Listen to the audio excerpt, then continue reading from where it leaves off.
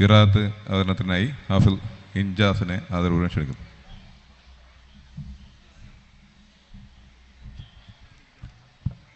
അസ്സലാമു അലൈക്കും വറഹ്മത്തുള്ളാഹി തആല വബറകാതുഹു. فكيف إذا جمعناهم ليوم لا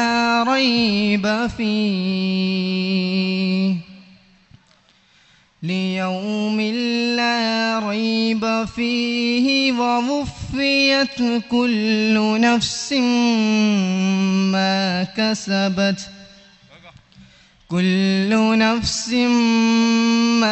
كسبت وهم لا يظلمون.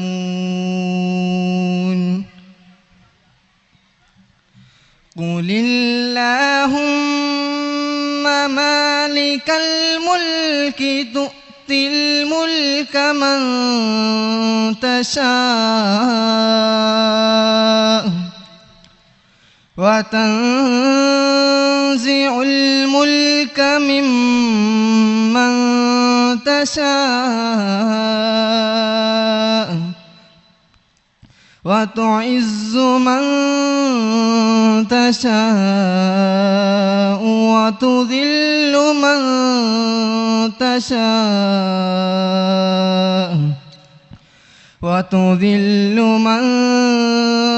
تشاء بيدك الخير إنك على كل شيء قدير. تولج الليل في النهار وتولج النهار في الليل وتخرج الحي من الميت وتخرج الميت من الحي وترزق من تشاء بغير حساب. السلام عليكم.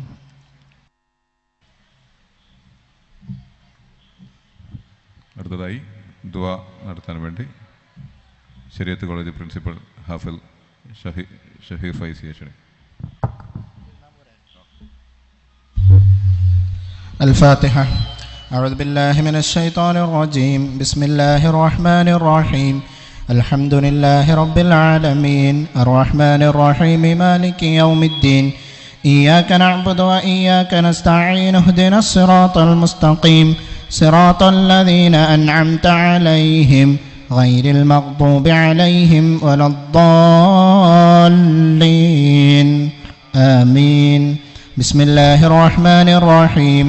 قل هو الله أحد الله الصمد لم يلد ولم يولد ولم يكن له كفوا أحد. بسم الله الرحمن الرحيم. قل هو الله أحد الله الصمد لم يلد ولم يولد ولم يكن له كفوا أحد. بسم الله الرحمن الرحيم. قل هو الله أحد الله الصمد لم يلد ولم يولد ولم يكن له كفوا أحد. بسم الله الرحمن الرحيم. قل أعوذ برب الفلق من شر ما خلق ومن شر غاسق إذا وقب ومن شر النفاثات في العقد ومن شر حاسد إذا حسد. بسم الله الرحمن الرحيم. قل أعوذ برب الناس ملك الناس إله الناس من شر الوسواس الخناس الذي يوسوس في صدور الناس من الجنة والناس. الحمد لله رب العالمين حمدا يوافي نعمه ويكافئ مزيده. اللهم صل على سيدنا محمد وعلى آل سيدنا ومولانا محمد.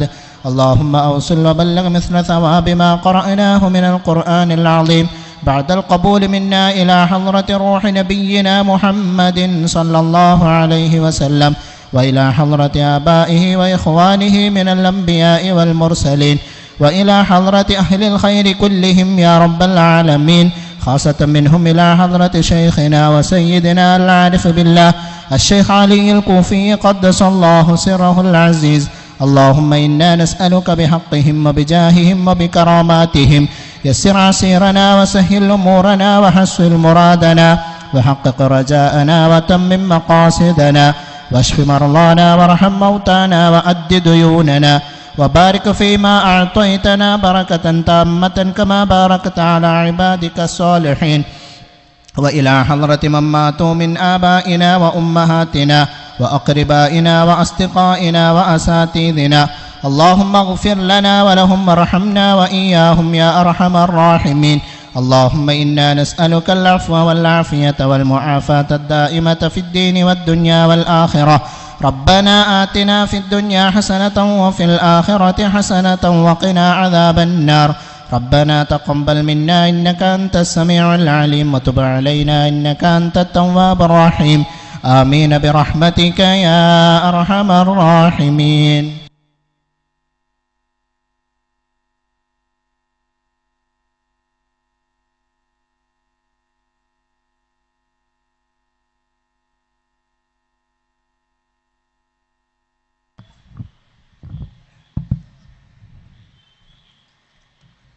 ബഹുമാനികളെ, അസ്സലാമു അലൈക്കും വറഹ്മത്തുള്ളാഹി വബറകാതുഹു. നമ്മുടെ ബഹുമാനപ്പെട്ട ഷെയ്ഖ് അലി ലഖൂഫി ഖദ്ദസല്ലാഹു സിറഹുൽ അവരുടെ ഉറൂസ് മുബാറക്കിൻ്റെ 2ാം ദിവസമാണ് നാം ഇവിടെ കൂടിയിട്ടുള്ളത്. അസർ നിസ്കാര ശേഷം നമ്മുടെ മുദരിസ് ഉസ്താദ് ഇസ്മായിൽ ഫൈസി അവരുടെ നേതൃത്വത്തിലുള്ള ഖത്തമുൽ ഖുർആൻ ദുഹാ സദസ് കഴിഞ്ഞു. ഇപ്പോൾ ഇവിടെ നടക്കാൻ പോകുന്നത് കരിയർ ഗൈഡൻസ് ക്ലാസ്സാണ്. വർഷങ്ങളായി കരിയർ ഗൈഡൻസ് മേഖലയിൽ പ്രവർത്തിക്കുകയും മുബാറക് ഹൈസ്കൂൾ അധ്യാപകനുമായ റമീസ് പാറമൽ അവർകളാണ് ഇന്ന് നമുക്ക് ക്ലാസ് എടുക്കുന്നത്. അധികം സംസാരിക്കാൻ സമയമില്ല, കുറഞ്ഞ സമയങ്ങൾ മാത്രമേ നമുക്ക് ഉള്ളൂ. അതിനാൽ ഞാൻ എൻ്റെ കർത്തവ്യത്തിലേക്ക് കടക്കുകയാണ്. ഇന്ന് ഈ പരിപാടിയിൽ അധ്യക്ഷൻ വഹിക്കുന്നത് മഹല്ലെ ഉപാധ്യക്ഷൻ ബഹുമാനപ്പെട്ട കാസിം അന അവർകളാണ്. അദ്ദേഹത്തെ ഈ പരിപാടിയിലേക്ക് സ്വാഗതം ചെയ്യുന്നു. ഈ പരിപാടി ഉദ്ഘാടനം ചെയ്യുന്നത് നമ്മുടെ മഹലിലെ ബഹുമാനപ്പെട്ട പ്രസിഡന്റ് മുസ്തഫ നെല്ലിക്കയാണ്. അദ്ദേഹത്തെയും ഈ പരിപാടിയിലേക്ക് സ്വാഗതം ചെയ്യുന്നു.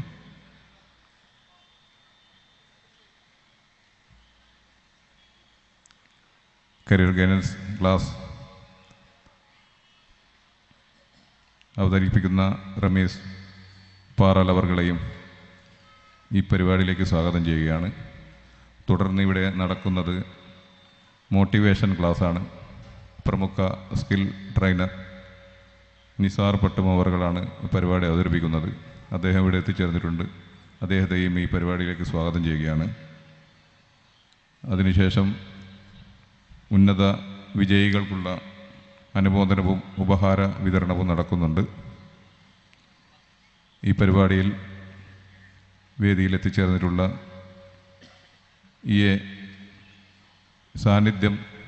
ഈ പരിപാടിയിൽ സാന്നിധ്യം അറിയിച്ചിട്ടുള്ള A Nasar, Zainuddin Thangal, N A Kareem, Ismail Aniyaram, Usman വേങ്ങോളി, Saleem തിരുവങ്കലത്ത്, Shamseer Nadal, റഹീം സഫ, ഉമ്മർ കിളൻ്റെവിട, റഷീദ് താളത്തിൽ, VOP ദാവൂദ്, ഫൈസൽ PK തുടങ്ങിയ എല്ലാവരെയും ഒറ്റവാക്കിൽ സ്വാഗതം ചെയ്യുന്നു. പരിപാടിയിൽ നന്ദി പറയുന്ന മജീദ് തുറങ്ങാടിനെയും സ്വാഗതം ചെയ്യുന്നു. ഈ പരിപാടികളിൽ എത്തിച്ചേർന്ന എല്ലാ നാട്ടുകാരെയും വിദ്യാർത്ഥികളെയും സ്വാഗതം ചെയ്തുകൊണ്ട് ഈ പരിപാടിയുടെ അധ്യക്ഷ സ്ഥാനത്തേക്ക് ബഹുമാനപ്പെട്ട കാസിം ഖാനയെ ആദരപൂർവ്വം ക്ഷണിച്ചുകൊണ്ട് ഞാൻ നിർത്തുന്നു. അസ്സലാമു അലൈക്കും വറഹ്മത്തുള്ളാഹി വബറകാതുഹു.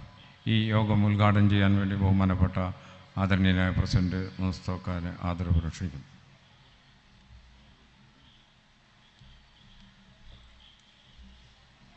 അസ്സലാമു അലൈക്കും വറഹ്മത്തുള്ളാഹി വബറകാതുഹു. ഇന്നത്തെ ഈ ഉറൂസ് 2ാമത്തെ ദിവസമായ ഇന്നത്തെ ഉറൂസ് അള്ളാഹുവിൻ്റെ നാമത്തിൽ ഉദ്ഘാടനം ചെയ്തുകൊണ്ടിരിക്കുന്നു.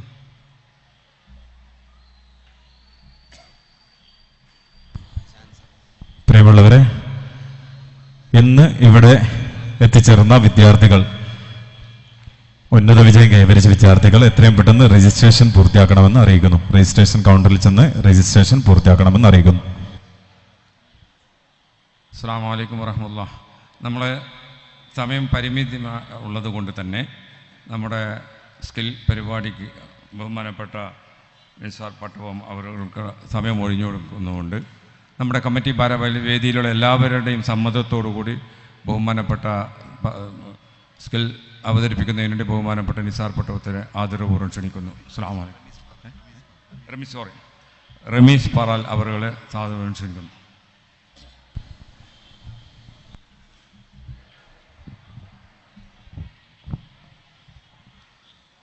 അസ്സലാമു അലൈക്കും.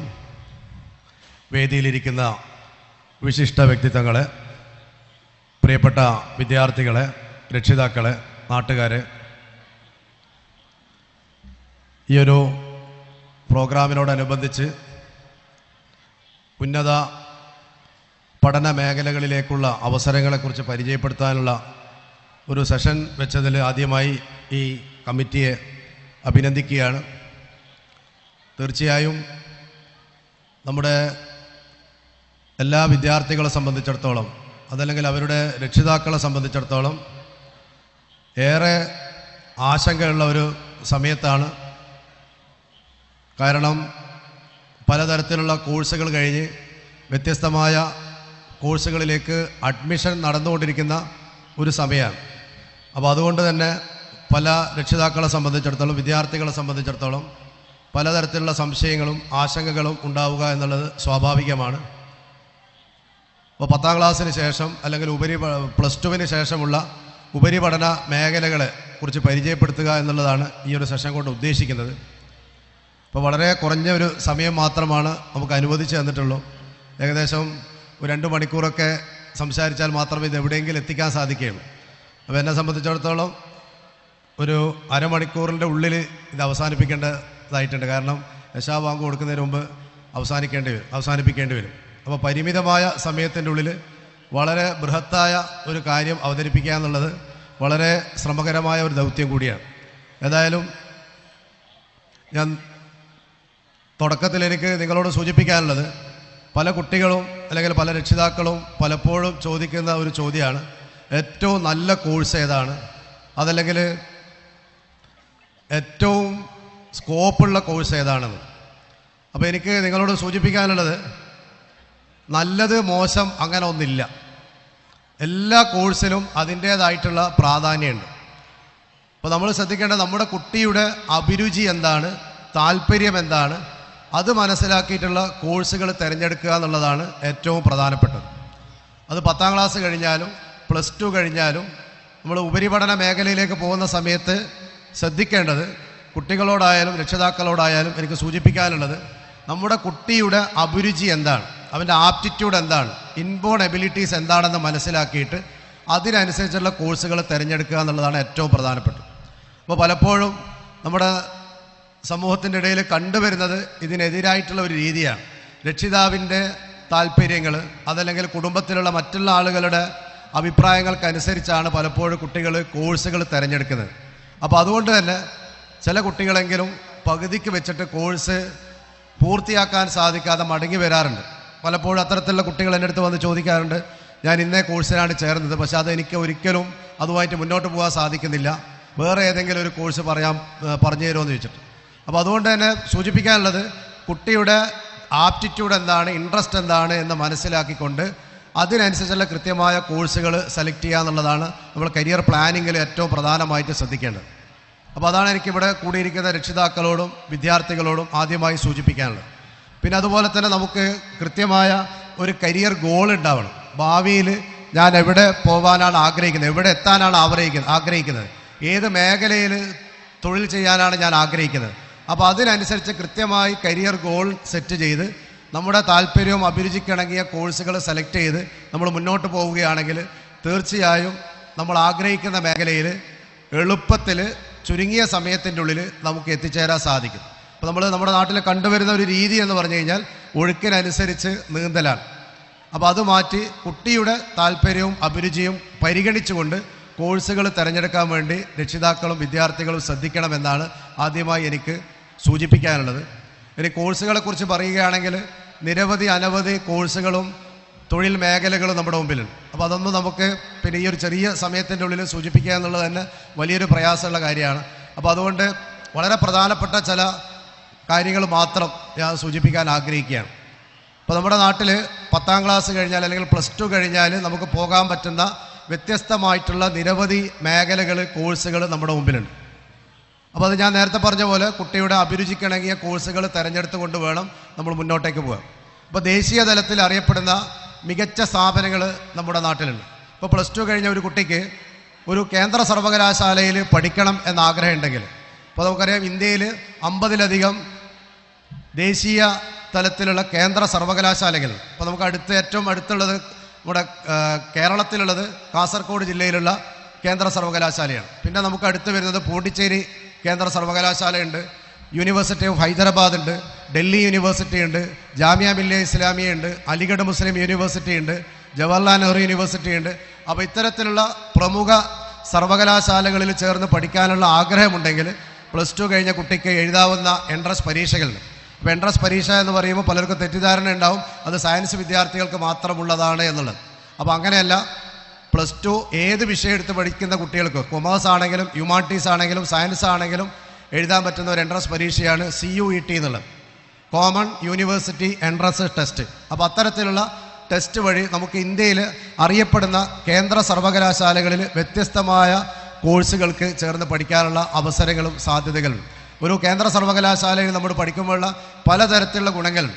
ഒന്ന്, അക്കാഡമിക് മേഖലയിൽ ഏറ്റവും ടോപ്പ് ലെവലിൽ പോകണം എന്നുള്ള രീതിയിലുള്ള ഒരു താല്പര്യം കുട്ടിയിലുണ്ടാവുകയും നല്ലൊരു അക്കാഡമിക് എക്സ്പോഷർ കിട്ടാൻ സാധിക്കുന്ന രീതിയിലുള്ള കേന്ദ്ര സർവകലാശാലകൾ നമ്മുടെ ഇന്ത്യയിലെ വിവിധ സംസ്ഥാനങ്ങളിൽ നമുക്ക് കാണാൻ സാധിക്കും.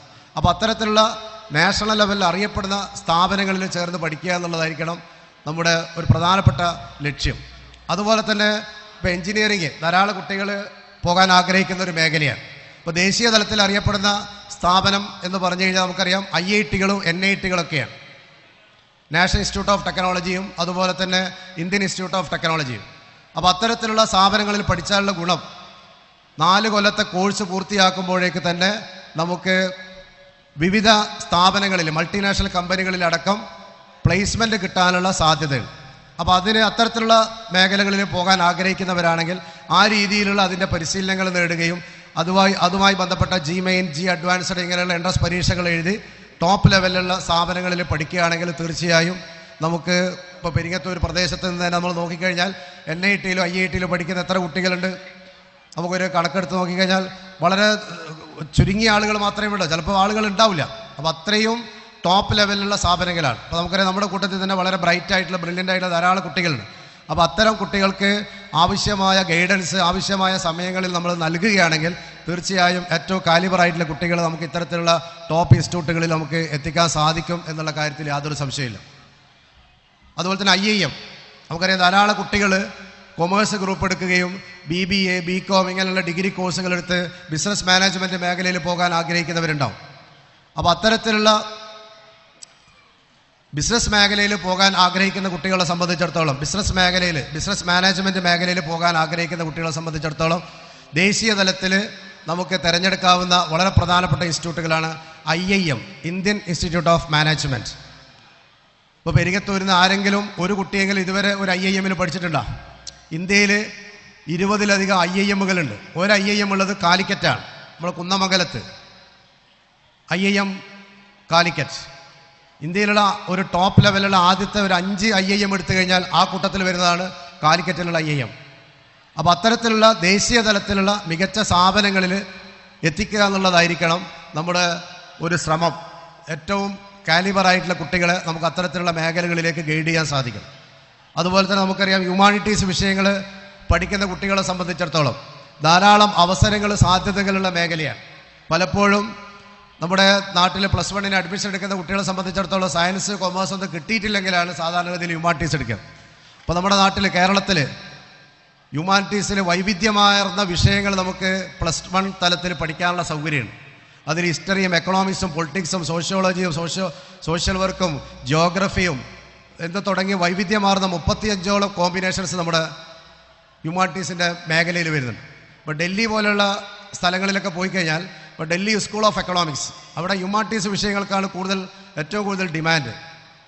ഇപ്പോൾ ഡൽഹി സ്കൂൾ ഓഫ് എക്കണോമിക്സ് എന്നൊരു കുട്ടി MA എക്കണോമിക്സ് പൂർത്തിയാക്കുകയാണെങ്കിൽ കോഴ്സ് പൂർത്തിയാക്കുമ്പോഴേക്ക് തന്നെ ആ കുട്ടിക്ക് പ്ലേസ്മെൻറ്റാണ്. അതുപോലെ തന്നെ ഭാഷാ വിഷയങ്ങളിൽ താല്പര്യമുള്ള കുട്ടികളുണ്ടാവും.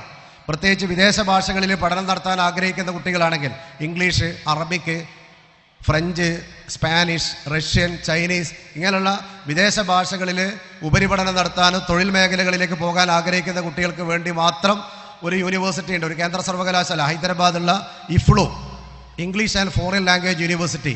അവിടെയും എൻട്രൻസ് പരീക്ഷയിലൂടെയാണ് BA അറബിക്കിനും MA അറബിക്കിനും BA ഇംഗ്ലീഷിനും MA ഇംഗ്ലീഷിനൊക്കെ പ്രവേശനം നൽകുന്നത്.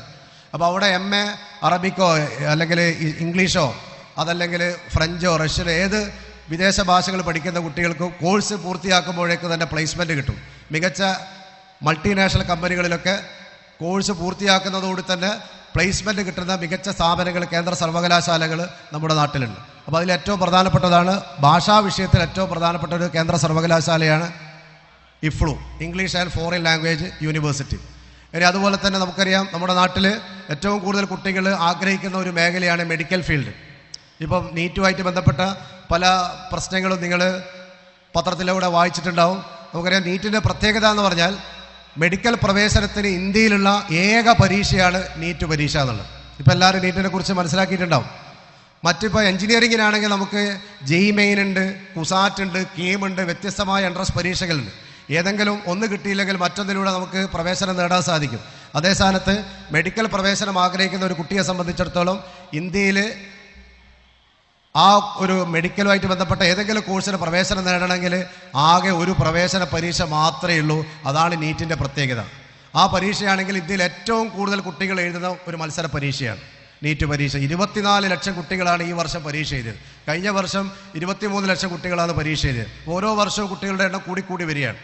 അപ്പോൾ ആ പരീക്ഷയിൽ ക്വാളിഫൈ ചെയ്യുന്ന കുട്ടികൾക്ക് മാത്രമേ ഇന്ത്യയിൽ, കേരളത്തിലാണെങ്കിലും കേരളത്തിന് പുറത്താണെങ്കിലും ഗവൺമെൻറ് കോളേജിലാണെങ്കിലും പ്രൈവറ്റ് കോളേജിലാണെങ്കിലും മാനേജ്മെൻറ്റ് സീറ്റാണെങ്കിലും NRI കോട്ടയാണെങ്കിലും ഏത് തരത്തിലുള്ള സീറ്റ് കിട്ടണമെങ്കിലും ഈ പരീക്ഷ ക്വാളിഫൈ ചെയ്യണം. അപ്പോൾ അതാണ് നീറ്റിൻ്റെ പ്രത്യേകത. അപ്പോൾ അതാണ് ഇപ്പോൾ നമ്മുടെ നാട്ടിൽ ചില കോലാഹലങ്ങൾക്ക് നിങ്ങൾ പത്രത്തിൽ വായിച്ചിട്ടുണ്ടാവും, അതിലേക്കൊന്നും ഞാൻ കടക്കുന്നില്ല. അപ്പോൾ എന്തായാലും മെഡിക്കൽ ഫീൽഡിലേക്ക് വരുന്ന ഒരു കുട്ടിയെ സംബന്ധിച്ചിടത്തോളം ഇന്ത്യയിൽ ടോപ്പ് നമ്പർ 1 സ്ഥാപനം എന്ന് പറയുന്നത് എയിംസാണ്. ഇപ്പോൾ നമ്മുടെ പരിസരത്ത് എനിക്കറിയുന്ന 1-2 കുട്ടികൾ എയിംസിൽ പഠിക്കുന്നവരുണ്ട്. അപ്പോൾ അത്തരം മേഖലകളിലേക്ക് ദേശീയ തലത്തിലുള്ള മികച്ച സ്ഥാപനങ്ങളിൽ നമ്മുടെ കുട്ടികൾ എത്തിച്ചേർന്നിട്ടുണ്ട്. എയിംസിൻ്റെ പ്രത്യേകത എന്ന് പറഞ്ഞാൽ ഇന്ത്യയിൽ ഏറ്റവും ടോപ്പ് ലെവലിൽ വരുന്ന മെഡിക്കൽ എഡ്യൂക്കേഷൻ ഇൻസ്റ്റിറ്റ്യൂട്ടാണ് എയിംസ്. ഡൽഹി മുതൽ ഇങ്ങനെ ഏറ്റവും നമ്മുടെ അടുത്തുള്ള എയിംസ് മധുരൈ വരെയുള്ള 20 എയിംസിൻ്റെ ക്യാമ്പസുകൾ ഇന്ത്യയുടെ വിവിധ സ്റ്റേറ്റുകളിലുണ്ട്. എയിംസിൻ്റെ മറ്റൊരു പ്രത്യേകത ഹൈ ഫെസിലിറ്റീസാണ്. എല്ലാ വിധത്തിലുള്ള കുട്ടികൾക്ക് ആവശ്യമായിട്ടുള്ള, പഠിക്കാൻ ആവശ്യമായിട്ടുള്ള ഹൈ ലെവൽ ഫെസിലിറ്റീസ് ഉള്ള ഏറ്റവും കുറഞ്ഞ ഫീസിൽ പഠിക്കാൻ പറ്റുന്ന സ്ഥാപനമാണ് എയിംസ്. ആകെ 1350 റുപ്യയാണ് ഒരു കൊല്ലത്തെ ഫീസ് വരുന്നത്. അപ്പോൾ ഏറ്റവും ചുരുങ്ങിയ ഫീസിൽ ഏറ്റവും മികച്ച സ്ഥാപനത്തിൽ പഠിക്കാൻ പറ്റും എന്നുള്ളതാണ് എയിംസിൻ്റെയും അതുപോലെ തന്നെ പോണ്ടിച്ചേരിയിൽ കാരക്കല്ലുള്ള ജിപ്മറിൻ്റെയും പ്രത്യേകത. അപ്പോൾ ഇവിടെയും പ്രവേശനം കിട്ടണമെങ്കിൽ നീറ്റ് പ്രവേശന പരീക്ഷ വഴി മാത്രമേ നമുക്ക് അത്തരത്തിലുള്ള മികച്ച സ്ഥാപനങ്ങളിൽ അഡ്മിഷൻ കിട്ടുകയുള്ളൂ. അപ്പോൾ ആ രൂപത്തിൽ ഇന്ത്യയിലെ ഏറ്റവും മികച്ച സ്ഥാപനങ്ങളിൽ പ്രവേശനം നേടാൻ വേണ്ടിയാണ് നമ്മൾ ശ്രമിക്കേണ്ടത്.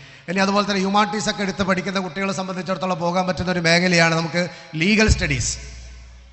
നമുക്ക് പ്രൈവറ്റ് പ്രാക്ടീസ് ചെയ്യാം, ലീഗൽ പ്രാക്ടീസിലേക്ക് വരാം, മൾട്ടിനാഷണൽ കമ്പനികളിൽ ലീഗൽ അഡ്വൈസറായിട്ട് വർക്ക് ചെയ്യാം, ലീഗൽ ഓഫീസറായിട്ട് വർക്ക് ചെയ്യാം. ഇനി അതുപോലെ തന്നെ ജുഡീഷ്യറിയിൽ ഏറ്റവും കൂടുതൽ അവസരങ്ങൾ സാധ്യതകളുള്ള ഒരു മേഖലയാണ് ഇന്ത്യൻ ജുഡീഷ്യറി അല്ലേ. നമുക്ക് ചെറിയ ഒരു കോടതി മുതൽ ഒരു മുൻസീഫ് ജഡ്ജി മുതൽ chief judicial magistrate, sessions judge, ജില്ലാ ജഡ്ജി, ഹൈക്കോടതി ജഡ്ജി, അങ്ങനെ സുപ്രീം കോടതിയിൽ വരെ ജഡ്ജിയായിട്ട് വരാൻ സാധിക്കും. ഒരു ഹ്യൂമാനിറ്റീസ് എടുത്ത് പഠിച്ച് ഒരു 5 കൊല്ലത്തെ LLB കഴിഞ്ഞ് ജുഡീഷ്യൽ സർവീസിലേക്ക് വരുന്ന ഒരു കുട്ടിയെ സംബന്ധിച്ചിടത്തോളം ഇന്ത്യയിലെ ഏറ്റവും പരമോന്നത നീതിപീഠമായിട്ടുള്ള സുപ്രീം കോടതിയിൽ വരെ നമുക്ക് എത്തിച്ചേരാൻ സാധിക്കും. ഇപ്പോൾ നമുക്ക് അടുത്ത് തലശ്ശേരിയിലുണ്ട് കണ്ണൂർ യൂണിവേഴ്സിറ്റീൻ്റെ ലീഗൽ സ്റ്റഡീസ് സെൻറ്റർ, ഭരണം കോളേജിൻ്റെ അടുത്ത് പാലയാടുണ്ട്. ഒരു പ്രത്യേക എൻട്രൻസ് പരീക്ഷയുണ്ട് അതിന്, കണ്ണൂർ യൂണിവേഴ്സിറ്റി നടത്തുന്ന എൻട്രൻസ് പരീക്ഷയുണ്ട്. പിന്നെ അതുപോലെ തന്നെ ക്ലാറ്റ് എന്ന് മറ്റൊരു എൻട്രൻസ് പരീക്ഷയുണ്ട്. കോമൺ ലോ അഡ്മിഷൻ ടെസ്റ്റ് വഴി ഇന്ത്യയിലുള്ള മികച്ച നാഷണൽ ലോ യൂണിവേഴ്സിറ്റികളിൽ LLBക്ക് പഠിക്കാൻ ആഗ്രഹമുണ്ടെങ്കിൽ തീർച്ചയായും ക്ലാറ്റ് പരീക്ഷ വഴി നമുക്ക് അത്തരത്തിലുള്ള ഒരു സ്ഥാപനത്തിൽ അഡ്മിഷൻ കിട്ടുകയാണെങ്കിൽ ക്ലാറ്റ് വഴി പ്രവേശനം നേടുന്ന സ്ഥാപനങ്ങളിൽ നിന്ന് പ്ലേസ്മെൻറ്റ് കിട്ടും. LLB കഴിയുന്ന കുട്ടികൾക്ക് മൾട്ടിനാഷണൽ കമ്പനികളിൽ പ്ലേസ്മെൻറ്റ് കിട്ടും, ലോ ഓഫീസറായിട്ട്, ലീഗൽ അഡ്വൈസറൊക്കെ ആയിട്ട്. അപ്പോൾ അത്തരം മേഖലകളിൽ, അത്തരത്തിലുള്ള ദേശീയ തലത്തിലുള്ള മികച്ച സ്ഥാപനങ്ങളിൽ നമുക്ക് പോകാൻ ആഗ്രഹിക്കുന്നുണ്ടെങ്കിൽ അത്തരത്തിലുള്ള സ്ഥാപനങ്ങളിലൂടെ നമുക്ക് നമ്മുടെ കുട്ടികളെ നമുക്ക് ഗൈഡ് ചെയ്യാൻ സാധിക്കണം. ഇനി കാസർഗോഡുള്ള സെൻട്രൽ യൂണിവേഴ്സിറ്റിയിൽ അവിടെ +2 കഴിഞ്ഞ കുട്ടികൾക്ക് ഇൻ്റഗ്രേറ്റഡ് B.Ed കോഴ്സ് തുടങ്ങിയിട്ടുണ്ട്. എന്ന് പറഞ്ഞാൽ നമുക്കറിയാം, സാധാരണഗതിയിൽ ടീച്ചിങ്ങിലേക്ക് വരണമെങ്കിൽ ഡിഗ്രിയും B.Edഉം, ഡിഗ്രി 3 കൊല്ലം അല്ലെങ്കിൽ ഇപ്പോൾ 4 കൊല്ലമാണ്, അത് കഴിഞ്ഞ് 2 കൊല്ലം B.Edഉം വേണം, 5 കൊല്ലം എടുക്കും. അതേസമയത്ത് കാസർഗോഡ് യൂണിവേഴ്സിറ്റിയിൽ നിങ്ങൾ പഠിക്കുകയാണെങ്കിൽ 4 കൊല്ലം കൊണ്ട് ഡിഗ്രിയും B.Edഉം പൂർത്തിയാക്കാൻ സാധിക്കും. Integrated BA B.Ed, BSc B.Ed ഇങ്ങനെയുള്ള കോഴ്സുകളുണ്ട്. അപ്പോൾ അതവിടെ കിട്ടണമെങ്കിൽ അവിടുത്തെ എൻട്രൻസ് പരീക്ഷയുണ്ട്, പ്രത്യേകം എൻട്രൻസ് പരീക്ഷയുണ്ട്. +2 ഹ്യൂമാനിറ്റീസ് കഴിഞ്ഞവർക്കും കൊമേഴ്സ് കഴിഞ്ഞവർക്കും സയൻസ് കഴിഞ്ഞവർക്കൊക്കെ എഴുതാവുന്ന എൻട്രൻസ് പരീക്ഷകളുണ്ട്. അപ്പോൾ ആ പരീക്ഷ വഴി നമുക്ക് അവിടത്തേക്ക് വരികയാണെങ്കിൽ 4 കൊല്ലം കൊണ്ട് ആ കോഴ്സ് പൂർത്തിയാക്കിയിട്ട് നമുക്ക് ടീച്ചിങ് മേഖലയിലേക്ക് വരാനുള്ള അവസരങ്ങൾ. ഇനി ഉയർന്ന തലത്തിൽ ടീച്ചിങ്ങിലേക്ക് വരാൻ കോളേജ് ലെവലിലൊക്കെ വരാൻ ആഗ്രഹിക്കുന്ന കുട്ടികളാണെങ്കിൽ ആ കുട്ടിക്ക് ഏത് വിഷയത്തിലാണോ താല്പര്യം ആ വിഷയത്തിൽ ഡിഗ്രിയും PGയും UGCയുടെ നെറ്റ് പരീക്ഷയും കൂടി ക്വാളിഫൈ ചെയ്ത് കഴിഞ്ഞാൽ നമുക്ക് ഗവൺമെൻറ് കോളേജുകളിൽ അസിസ്റ്റൻറ്റ് പ്രൊഫസറായിട്ട് വരാൻ സാധിക്കും. അപ്പോൾ അത്തരത്തിൽ ധാരാളം അവസരങ്ങൾ, സാധ്യതകൾ നമ്മുടെ മുമ്പിലുണ്ട്. ദേശീയ തലത്തിലുള്ള മികച്ച സ്ഥാപനങ്ങൾ നമ്മുടെ മുമ്പിലുണ്ട്. ഇനി മറ്റൊന്ന് എനിക്ക് സൂചിപ്പിക്കാനുള്ള, അതും കൂടി പറഞ്ഞുകൊണ്ട് ഞാൻ അവസാനിപ്പിക്കാം. മത്സര പരീക്ഷകളാണ്. അതായത് ഇത്രയും നേരം കോഴ്സുകളെക്കുറിച്ച്, സ്ഥാപനങ്ങളെക്കുറിച്ചാണ് പ്രധാനമായിട്ടും സൂചിപ്പിച്ചത്. മറ്റൊന്നുള്ളത്, നമുക്ക് ഗവൺമെൻറ് സർവീസിൽ ജോലി ആഗ്രഹിക്കുന്ന കുട്ടികളാണെങ്കിൽ ഗവൺമെൻറ്റിൻ്റെ ഏജൻസികൾ നടത്തുന്ന മത്സര പരീക്ഷകളാണ് നമ്മൾ എഴുതേണ്ടത്. നമുക്കറിയാം, കേരളത്തിൽ ഏതെങ്കിലും ഒരു ഗവൺമെൻറ് സർവീസിൽ നമുക്ക് ജോലി കിട്ടണമെങ്കിൽ PSC നടത്തുന്ന മത്സര പരീക്ഷയാണ് എഴുതേണ്ടത്. ഇനി കേന്ദ്ര ഗവൺമെൻറ്റിൽ നമുക്കൊരു ജോലി കിട്ടണമെന്ന് ആഗ്രഹിക്കുന്നുണ്ടെങ്കിൽ UPSC നടത്തുന്ന പരീക്ഷ എഴുതണം. അതല്ലെങ്കിൽ SSC സ്റ്റാഫ് സെലക്ഷൻ കമ്മീഷൻ നടത്തുന്ന പരീക്ഷ എഴുതണം. റെയിൽവേ, ഇന്ത്യയിലെ ഏറ്റവും വലിയ പൊതുമേഖലാ സ്ഥാപനമാണ് ഇന്ത്യൻ റെയിൽവേ. ലക്ഷക്കണക്കിന് ഒഴിവുകളിലേക്കാണ് ഓരോ വർഷവും വിളിച്ചുകൊണ്ടിരിക്കുന്നത്. അപ്പോൾ റെയിൽവേയിൽ ജോലി കിട്ടണമെങ്കിൽ RRB നടത്തുന്ന മത്സര പരീക്ഷയാണ് എഴുതേണ്ടത്. റെയിൽവേ റിക്രൂട്ട്മെൻറ്റ് ബോർഡ് നടത്തുന്ന മത്സര പരീക്ഷകൾ എഴുതി കഴിഞ്ഞാൽ നമുക്ക് റെയിൽവേയിൽ ജോലി കിട്ടും. അപ്പോൾ പലപ്പോഴും പല കുട്ടികളും രക്ഷിതാക്കളും ഇങ്ങനെ സംശയം ചോദിക്കാറുണ്ട്, ആ ജോലി കിട്ടണമെങ്കിൽ എന്താ ചെയ്യാം, ഈ ഗവൺമെൻറ് സർവീസിലുള്ള ജോലി ഇത് കിട്ടണമെങ്കിൽ എന്താ ചെയ്യാം. നമ്മൾ മനസ്സിലാക്കേണ്ടത്, നമ്മുടെ യോഗ്യതകൾക്കനുസരിച്ചിട്ടുള്ള പലതരത്തിലുള്ള തസ്തികകൾ സ്റ്റേറ്റ് ഗവൺമെൻറ് ഡിപ്പാർട്ട്മെൻറ്റിലുണ്ട്, കേന്ദ്ര ഗവൺമെൻറ് ഡിപ്പാർട്ട്മെൻറ്റിലുണ്ട്, റെയിൽവേയിലുണ്ട്. 10ാം ക്ലാസ് കഴിഞ്ഞവർക്കുള്ളതുണ്ട്, +2 കഴിഞ്ഞവർക്കുള്ളതുണ്ട്, ഡിഗ്രി കഴിഞ്ഞവർക്കുള്ളതുണ്ട്. അപ്പോൾ നമ്മുടെ യോഗ്യതക്കനുസരിച്ച് കൃത്യമായി നേരത്തെ അതിനെക്കുറിച്ച് മനസ്സിലാക്കി പ്ലാനിങ്ങോടുകൂടി പ്രവർത്തിച്ചു കഴിഞ്ഞാൽ ഗവൺമെൻറ് സർവീസിൽ കിട്ടുക എന്നുള്ളത് വലിയ പ്രയാസമൊന്നുമല്ല. അതല്ലാതെ നമ്മൾ പെട്ടെന്ന് ഒരു അപേക്ഷ വിളിക്കുന്ന സമയത്ത് ജസ്റ്റ് അപേക്ഷ കൊടുക്കുക, പോയി പരീക്ഷ എഴുതി കഴിഞ്ഞാൽ നമുക്ക് കിട്ടൂല. അപ്പോൾ അതുകൊണ്ട് മനസ്സിലാക്കണം, നേരത്തെ കൃത്യമായി പ്ലാൻ ചെയ്ത് അതിനുവേണ്ടി തയ്യാറെടുപ്പുകൾ നടത്തി ഒരുങ്ങിക്കഴിഞ്ഞാൽ തീർച്ചയായും കിട്ടും നമുക്ക്. ഇപ്പോൾ കേന്ദ്ര ഗവൺമെൻറ് സർവീസിൽ, ഇപ്പോൾ ഇൻകം ടാക്സിൽ, കസ്റ്റംസിൽ നമ്മൾ സ്ഥിരമായിട്ട് വിദേശത്ത് പോകുന്ന ആളുകളാണ് അല്ലേ, എയർപോർട്ടിൽ നിന്ന് ചെക്കിംഗ് ഉണ്ടാവും, കസ്റ്റംസ് ചെക്കിംഗ് ഉണ്ടാവും. അപ്പോൾ നമ്മളെപ്പോഴെങ്കിലും ആലോചിച്ചിട്ടുണ്ട് അതേപോലത്തെ ഒരു പോസ്റ്റിലേക്ക് നമ്മുടെ മക്കളെ എങ്ങനെ എത്തിക്കാൻ പറ്റുമെന്നുള്ളത്, ഒരു കസ്റ്റംസ് ഓഫീസർ എങ്ങനെയാകുക. ഇപ്പോൾ ഇൻകം ടാക്സ്, നമ്മൾ പലരും ഇൻകം ടാക്സ് അടക്കുന്നവരുണ്ടാവും അല്ലേ. കേന്ദ്ര ഗവൺമെൻറ് സർവീസിൽ ഏറ്റവും പ്രീമിയർ ആയിട്ടുള്ളൊരു പോസ്റ്റാണ് ഇൻകം ടാക്സ് ഡിപ്പാർട്ട്മെൻറ്റ്, ഫൈനാൻസിൻ്റെ മേഖലയിൽ വരുന്നതാണ്. അതുപോലെ തന്നെ ED ഓഫീസറാണ്. നമ്മളിപ്പോൾ പത്രത്തിൽ വായിക്കുന്ന ED പരിശോധന നടത്തി അല്ലേ, എൻഫോഴ്സ്മെൻറ്റ് ഡയറക്ടറേറ്റിൽ ഓഫീസറാവണമെങ്കിൽ ഈ രൂപത്തിൽ സെൻട്രൽ എക്സൈസ് ഡിപ്പാർട്ട്മെൻറ്റ് അല്ലെ, CBI, NIA ഇങ്ങനെയുള്ള കേന്ദ്ര ഗവൺമെൻറ് ഡിപ്പാർട്ട്മെൻറ്റിലെ വളരെ ആകർഷണീയമായിട്ടുള്ള, വളരെയധികം സോഷ്യൽ സ്റ്റാറ്റസ് ഉള്ള ഇത്തരത്തിലുള്ള ഡിപ്പാർട്ട്മെൻറ്റുകളിൽ നമുക്ക് നമ്മുടെ മക്കളെ എത്തിക്കണമെങ്കിൽ ഏത് പരീക്ഷ എഴുതേണ്ടത്, എന്താണ് അതിന് യോഗ്യത, നമ്മൾ മനസ്സിലാക്കേണ്ടത്. സ്റ്റാഫ് സെലക്ഷൻ കമ്മീഷൻ നടത്തുന്ന മത്സര പരീക്ഷകളാണ് എഴുതേണ്ടത്. ഇപ്പോൾ സ്റ്റാഫ് സെലക്ഷൻ കമ്മീഷൻ്റെ ഒരു നോട്ടിഫിക്കേഷൻ വന്നിട്ടുണ്ട്. CGL എന്നാണ് ആ പരീക്ഷൻ്റെ പേര്, കമ്പൈൻഡ് ഗ്രാജുവേറ്റ് ലെവൽ എക്സാം. ആ പരീക്ഷ എഴുതാനുള്ള യോഗ്യത ഡിഗ്രിയാണ്, എനി ഡിഗ്രി, ഏതെങ്കിലും വിഷയത്തിൽ BA, BSc, BCom, BTech, LLB any degree കഴിഞ്ഞ കുട്ടികൾക്ക് ആ പരീക്ഷ എഴുതാം.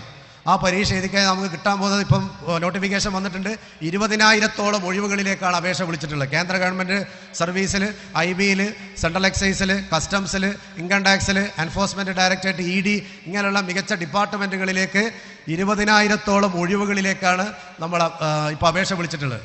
അപ്പോൾ അത്തരം കാര്യങ്ങളെക്കുറിച്ചൊക്കെ നമ്മൾ കൃത്യമായി പഠിക്കുകയും മനസ്സിലാക്കുകയും ചെയ്ത് നേരത്തെ ഒരുങ്ങിക്കഴിഞ്ഞാൽ കൃത്യമായ ഒരു പ്ലാനിങ്ങോടുകൂടി നമ്മൾ മുന്നോട്ടേക്ക് വന്നു കഴിഞ്ഞാൽ തീർച്ചയായും നമ്മുടെ ഈ പെരിങ്ങത്തൂർ മഹല്ലിലുള്ള കുറേ ആളുകളെ നമുക്ക് ഇത്തരത്തിലുള്ള ഉയർന്ന സ്ഥാപനങ്ങളിലേക്ക് എത്തിക്കാനും ഉയർന്ന ഗവൺമെൻറ് സർവീസിലുള്ള ഉയർന്ന ഡിപ്പാർട്ട്മെൻറ്റുകളിലേക്ക് എത്തിക്കാനൊക്കെ നമുക്ക് സാധിക്കും. അപ്പോൾ അതിന് നിരന്തരമായ പ്രയത്നം നമ്മുടെ ഭാഗത്തുനിന്നുണ്ടാവണം. അതുപോലെ തന്നെ കൃത്യമായ ഒരു പ്ലാനിങ്ങോട് കൂടിയുള്ള ഒരു പ്രവർത്തനം നമ്മുടെ ഭാഗത്തുനിന്നുണ്ടാവണം. അപ്പോൾ നമുക്കറിയാം ഇവിടെ ഇഷ്ടംപോലെ പലതരത്തിലുള്ള സൗകര്യങ്ങളുണ്ട്. ഇത്തരത്തിലുള്ള പരിശീലനങ്ങളൊക്കെ നേരത്തെ മുൻകൂട്ടി പ്ലാൻ ചെയ്ത് നടപ്പിലാക്കുകയാണെങ്കിൽ സമീപ ഭാവിയിൽ 1, 2, 3 വർഷം കഴിഞ്ഞ് കഴിഞ്ഞാൽ നമുക്കതിൻ്റെ റിസൾട്ട് ഉണ്ടാക്കി എടുക്കാൻ സാധിക്കും. അപ്പോൾ ഞാൻ നേരത്തെ സിദ്ദീഖ് മാഷുമായിട്ട് സംസാരിച്ചിരുന്നു. അപ്പോൾ സിദ്ദീഖ് മാഷ് പറഞ്ഞിരുന്നു ഇത്തരത്തിലുള്ള പദ്ധതികളൊക്കെ തുടങ്ങാനുള്ള ആലോചനകളും താല്പര്യങ്ങളൊക്കെ ഉണ്ട് എന്ന് പറഞ്ഞു. അപ്പോൾ ഏതായാലും ഈ കമ്മിറ്റിയൊക്കെ മുൻകൈ എടുത്ത് അത്തരത്തിലുള്ള പ്രവർത്തനങ്ങൾ ഈ പ്രദേശത്ത് തുടങ്ങുകയാണെങ്കിൽ തീർച്ചയായും ഈ പ്രദേശത്തിൻ്റെ തന്നെ മുഖച്ഛായ മാറ്റുന്ന രൂപത്തിൽ നമ്മുടെ മക്കളെ കഴിവുള്ള ധാരാളം കുട്ടികളുണ്ട് നമ്മുടെ കൂട്ടത്തിൽ. ഏറ്റവും ബ്രൈറ്റായിട്ടുള്ള ബ്രില്യൻ്റ് ആയിട്ടുള്ള കാലിബർ ആയിട്ടുള്ള നല്ല ടാലൻ്റ് ആയിട്ട് കുട്ടികൾ നമ്മുടെ കൂട്ടത്തിലുണ്ട്. അപ്പോൾ അത്തരം കുട്ടികൾക്ക് കൃത്യമായ ഗൈഡൻസ് കിട്ടാത്തത് കൊണ്ട് ഇത്തരത്തിലുള്ള മേഖലകളിൽ എത്തിച്ചേരുന്നില്ല എന്നുള്ളതാണ് നമുക്ക് മനസ്സിലാക്കാൻ സാധിക്കും. അപ്പോൾ അത്തരത്തിലുള്ള കുട്ടികൾക്ക് റൈറ്റ് ടൈമിൽ റൈറ്റ് ഗൈഡൻസ് കൊടുക്കുകയാണെങ്കിൽ തീർച്ചയായും അവരെ നമുക്ക് ഏറ്റവും ഉന്നതമായ മേഖലകളിലേക്ക് എത്തിക്കാൻ സാധിക്കും എന്നുള്ള കാര്യത്തിൽ യാതൊരു സംശയവുമില്ല.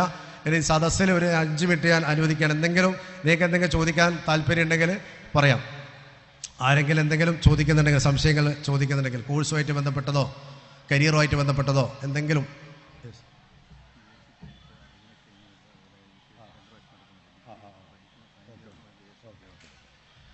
മാഷ് സൂചിപ്പിച്ചത് PSC പരീക്ഷയെ കുറച്ചുകൂടി വിശദമായിട്ട് പറയാൻ വേണ്ടിയാണ്.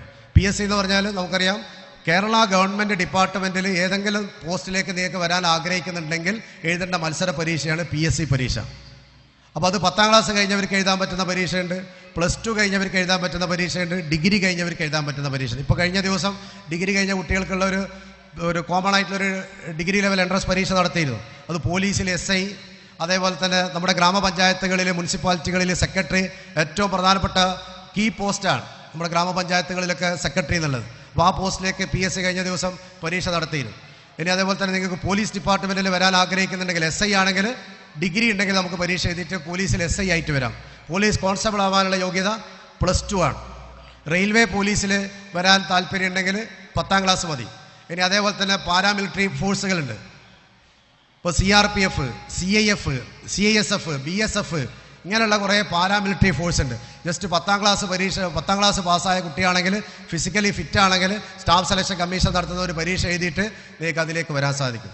ഈ PSCയും സ്റ്റാഫ് സെലക്ഷൻ കമ്മീഷൻ നടത്തുന്ന പരീക്ഷകൾക്ക് വലിയ വ്യത്യാസങ്ങളുണ്ട്. അതിൻ്റെ പരീക്ഷയുടെ നടത്തിപ്പിൽ തന്നെ വലിയ വ്യത്യാസമുണ്ട്. PSC ഒരു പരീക്ഷ ഇപ്രാവശ്യം നടത്തിക്കഴിഞ്ഞാൽ പിന്നെ അതേ പരീക്ഷ നടത്തണമെങ്കിൽ ചിലപ്പോൾ 3 കൊല്ലോ 4 കൊല്ലോ 5 കൊല്ലോ കഴിയും.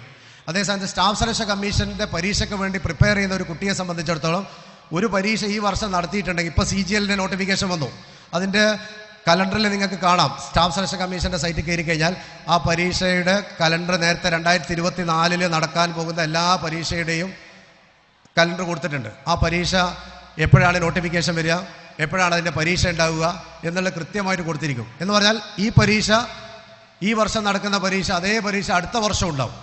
എല്ലാ വർഷവും സ്റ്റാഫ് സെലക്ഷൻ കമ്മീഷൻ നടത്തുന്ന മത്സര പരീക്ഷകൾ കൃത്യമായിട്ട് ഷെഡ്യൂൾ ചെയ്തുകൊണ്ട് നടത്തുന്നതാണ്. അപ്പോൾ അതുകൊണ്ട് തന്നെ +2 കഴിഞ്ഞ കുട്ടിക്ക്, ഡിഗ്രി കഴിഞ്ഞ കുട്ടിക്ക്, ഡിഗ്രിക്ക് പഠിക്കുന്ന സമയത്ത് തന്നെ ഇതിനു വേണ്ടിയുള്ള പ്രിപ്പറേഷൻ തുടങ്ങുകയാണെങ്കിൽ ഡിഗ്രി കഴിയുമ്പോഴേക്ക് തന്നെ ആ കുട്ടിക്ക് ഏതെങ്കിലും ഒരു മത്സര പരീക്ഷ എഴുതിയിട്ട് ഗവൺമെൻറ് സർവീസിലേക്ക് വരാൻ പറ്റും. ഇപ്പോൾ സ്റ്റാഫ് സെലക്ഷൻ കമ്മീഷൻ്റെ സൈറ്റിൽ കയറി കഴിഞ്ഞാൽ നിങ്ങൾക്ക് നോക്കിക്കഴിഞ്ഞാൽ മനസ്സിലാക്കാൻ പറ്റും. ഇപ്പോൾ 2024 2024 ഏതൊക്കെ പരീക്ഷകളുണ്ട്, അത് ഏത് മാസത്തിലാണ് അതിൻ്റെ നോട്ടിഫിക്കേഷൻ വരിക, ആ പരീക്ഷ എപ്പോഴായിരിക്കും കൃത്യമായിട്ട് കൊടുത്തിട്ടുണ്ടാവും. അടുത്ത വർഷം കയറി കഴിഞ്ഞാൽ 2025 കലണ്ടർ അതിൽ കൊടുത്തിട്ടുണ്ടാവും. ഇതേ പരീക്ഷകൾ തന്നെ വീണ്ടും ഇതേ മാസം അടുത്ത വർഷം അത് ആവർത്തിക്കും. എന്ന് പറഞ്ഞു കഴിഞ്ഞാൽ ഓരോ വർഷവും കുട്ടിക്ക് പരീക്ഷ എഴുതാനുള്ള ചാൻസ് കിട്ടുകയാണ്. അതായത് ഈ വർഷം എഴുതിയിട്ട് അഥവാ കുട്ടിക്ക് വേണ്ടത്ര പെർഫോമൻസ് കിട്ടിയിട്ടില്ലെങ്കിൽ ഒന്നും കൂടി സീരിയസ് ആയിട്ട് ആ പരീക്ഷയെ സമീപിക്കുകയും അതിനുവേണ്ടിയുള്ള പരിശീലനം നടത്തുകയും ചെയ്തു കഴിഞ്ഞാൽ തീർച്ചയായും അടുത്ത വർഷം പരീക്ഷ എഴുതി കേന്ദ്ര ഗവൺമെൻറ് സർവീസിൽ ഏറ്റവും ഉയർന്ന പോസ്റ്റിലേക്ക് നമുക്ക് എത്താൻ സാധിക്കും. അപ്പോൾ ആ രൂപത്തിൽ ധാരാളം മത്സര പരീക്ഷകൾ നമ്മുടെ മുമ്പിലുണ്ട്. ധാരാളം ദേശീയ തലത്തിൽ അറിയപ്പെടുന്ന മികച്ച സ്ഥാപനങ്ങൾ നമ്മുടെ മുമ്പിലുണ്ട്. അപ്പോൾ ഇതൊക്കെ മനസ്സിലാക്കിയിട്ട് കൃത്യമായ പ്ലാനിങ്ങോടുകൂടി നമ്മൾ മുന്നേറുകയാണെങ്കിൽ നമുക്ക് പെരിങ്ങത്തൂർ മഹല്ലിൽ മാതൃകാ മഹല്ലാക്കി പ്രഖ്യാപിക്കാനും വളർത്തിയെടുക്കാനും നമുക്ക് സാധിക്കും. ധാരാളം കുട്ടികളെ നമുക്ക് കൈപിടിച്ച് ഉയർത്താനും ഈ മേഖലയിലേക്കൊക്കെ നമുക്ക് എത്തിക്കാനും സാധിക്കുമെന്നുള്ള കാര്യത്തിൽ സംശയമില്ല. അപ്പോൾ നിങ്ങൾക്ക് എന്തെങ്കിലും സംശയങ്ങളുണ്ടെങ്കിൽ ചോദിക്കാം.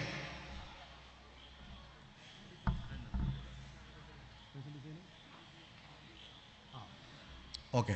ഇപ്പോൾ ഫാഷൻ ഡിസൈനിങ്ങുമായി ബന്ധപ്പെട്ട ഒരു സംശയമാണ് ഇവിടെ വന്നിരിക്കുന്നത്. ഫാഷൻ ഡിസൈനിങ് പോലുള്ള കോഴ്സുകൾക്ക് പോകുന്ന സമയത്ത് നമ്മൾ ശ്രദ്ധിക്കേണ്ടത്, ഒന്ന് ക്രിയേറ്റീവായിട്ടുള്ള കുട്ടിയെ, ഞാൻ നേരത്തെ ആപ്റ്റിറ്റ്യൂഡിൻ്റെ കാര്യം പറഞ്ഞു, നല്ല ക്രിയേറ്റിവിറ്റിയുള്ള കുട്ടികൾക്ക് തിളങ്ങാൻ പറ്റുന്ന ഒരു മേഖലയാണ്. എന്ന് പറഞ്ഞാൽ കുറച്ച് കലാപരമായിട്ടുള്ള ബോധം ഉണ്ടായിരിക്കണം, നല്ല ഡ്രോയിങ് സ്കില്ല് വേണം, വിഷ്വലൈസേഷൻ വേണം. അപ്പോൾ ആ തരത്തിലുള്ള ആപ്റ്റിറ്റ്യൂഡൊക്കെ ഉള്ള കുട്ടികളാണെങ്കിൽ തിളങ്ങാൻ പറ്റുന്ന ഒരു മേഖലയാണ് ഫാഷൻ ഡിസൈനിങ്. നമുക്ക് അടുത്തുള്ളത് കണ്ണൂർ തോട്ടടയിൽ ഒരു സ്ഥാപനമുണ്ട്, IIHT എന്നാണ് ആ സ്ഥാപനത്തിൻ്റെ പേര്. സ്റ്റേറ്റ് ഗവൺമെൻറ് ഇൻസ്റ്റിറ്റ്യൂട്ടാണ്, Indian institute of handloom technology. അവിടെ BSc ഫാഷൻ ടെക്നോളജി എന്നുള്ള ഡിഗ്രി കോഴ്സ് ഉണ്ട്. കണ്ണൂർ യൂണിവേഴ്സിറ്റിൻ്റെ കീഴിലുള്ള കോഴ്സായിട്ടാണ് വരിക. നടത്തുന്ന സ്ഥാപനം IIHT, Indian institute of handloom technology, Thottada, Kannur. അവിടെ നിങ്ങൾക്ക് കണ്ണൂർ യൂണിവേഴ്സിറ്റിൻ്റെ ഡിഗ്രിക്ക് അപേക്ഷ വിളിച്ചിട്ടുണ്ട്. ആ സമയത്ത് ഇപ്പോൾ കൊടുക്കാം. നേരത്തെ അപേക്ഷിക്കാത്തവരുണ്ടെങ്കിൽ ഇപ്പോൾ വീണ്ടും അപേക്ഷിക്കാനുള്ള സമയമായിട്ടുണ്ട്, കൊടുക്കാവുന്നതാണ്. Okay, any other questions?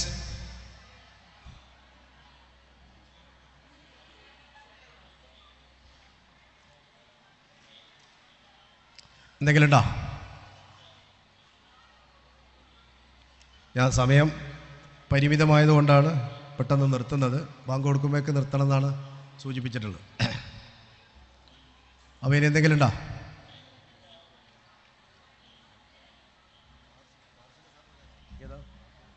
അഗ്രികൾച്ചറിനെ കുറിച്ചാണ് ചോദിച്ചിരിക്കുന്നത്.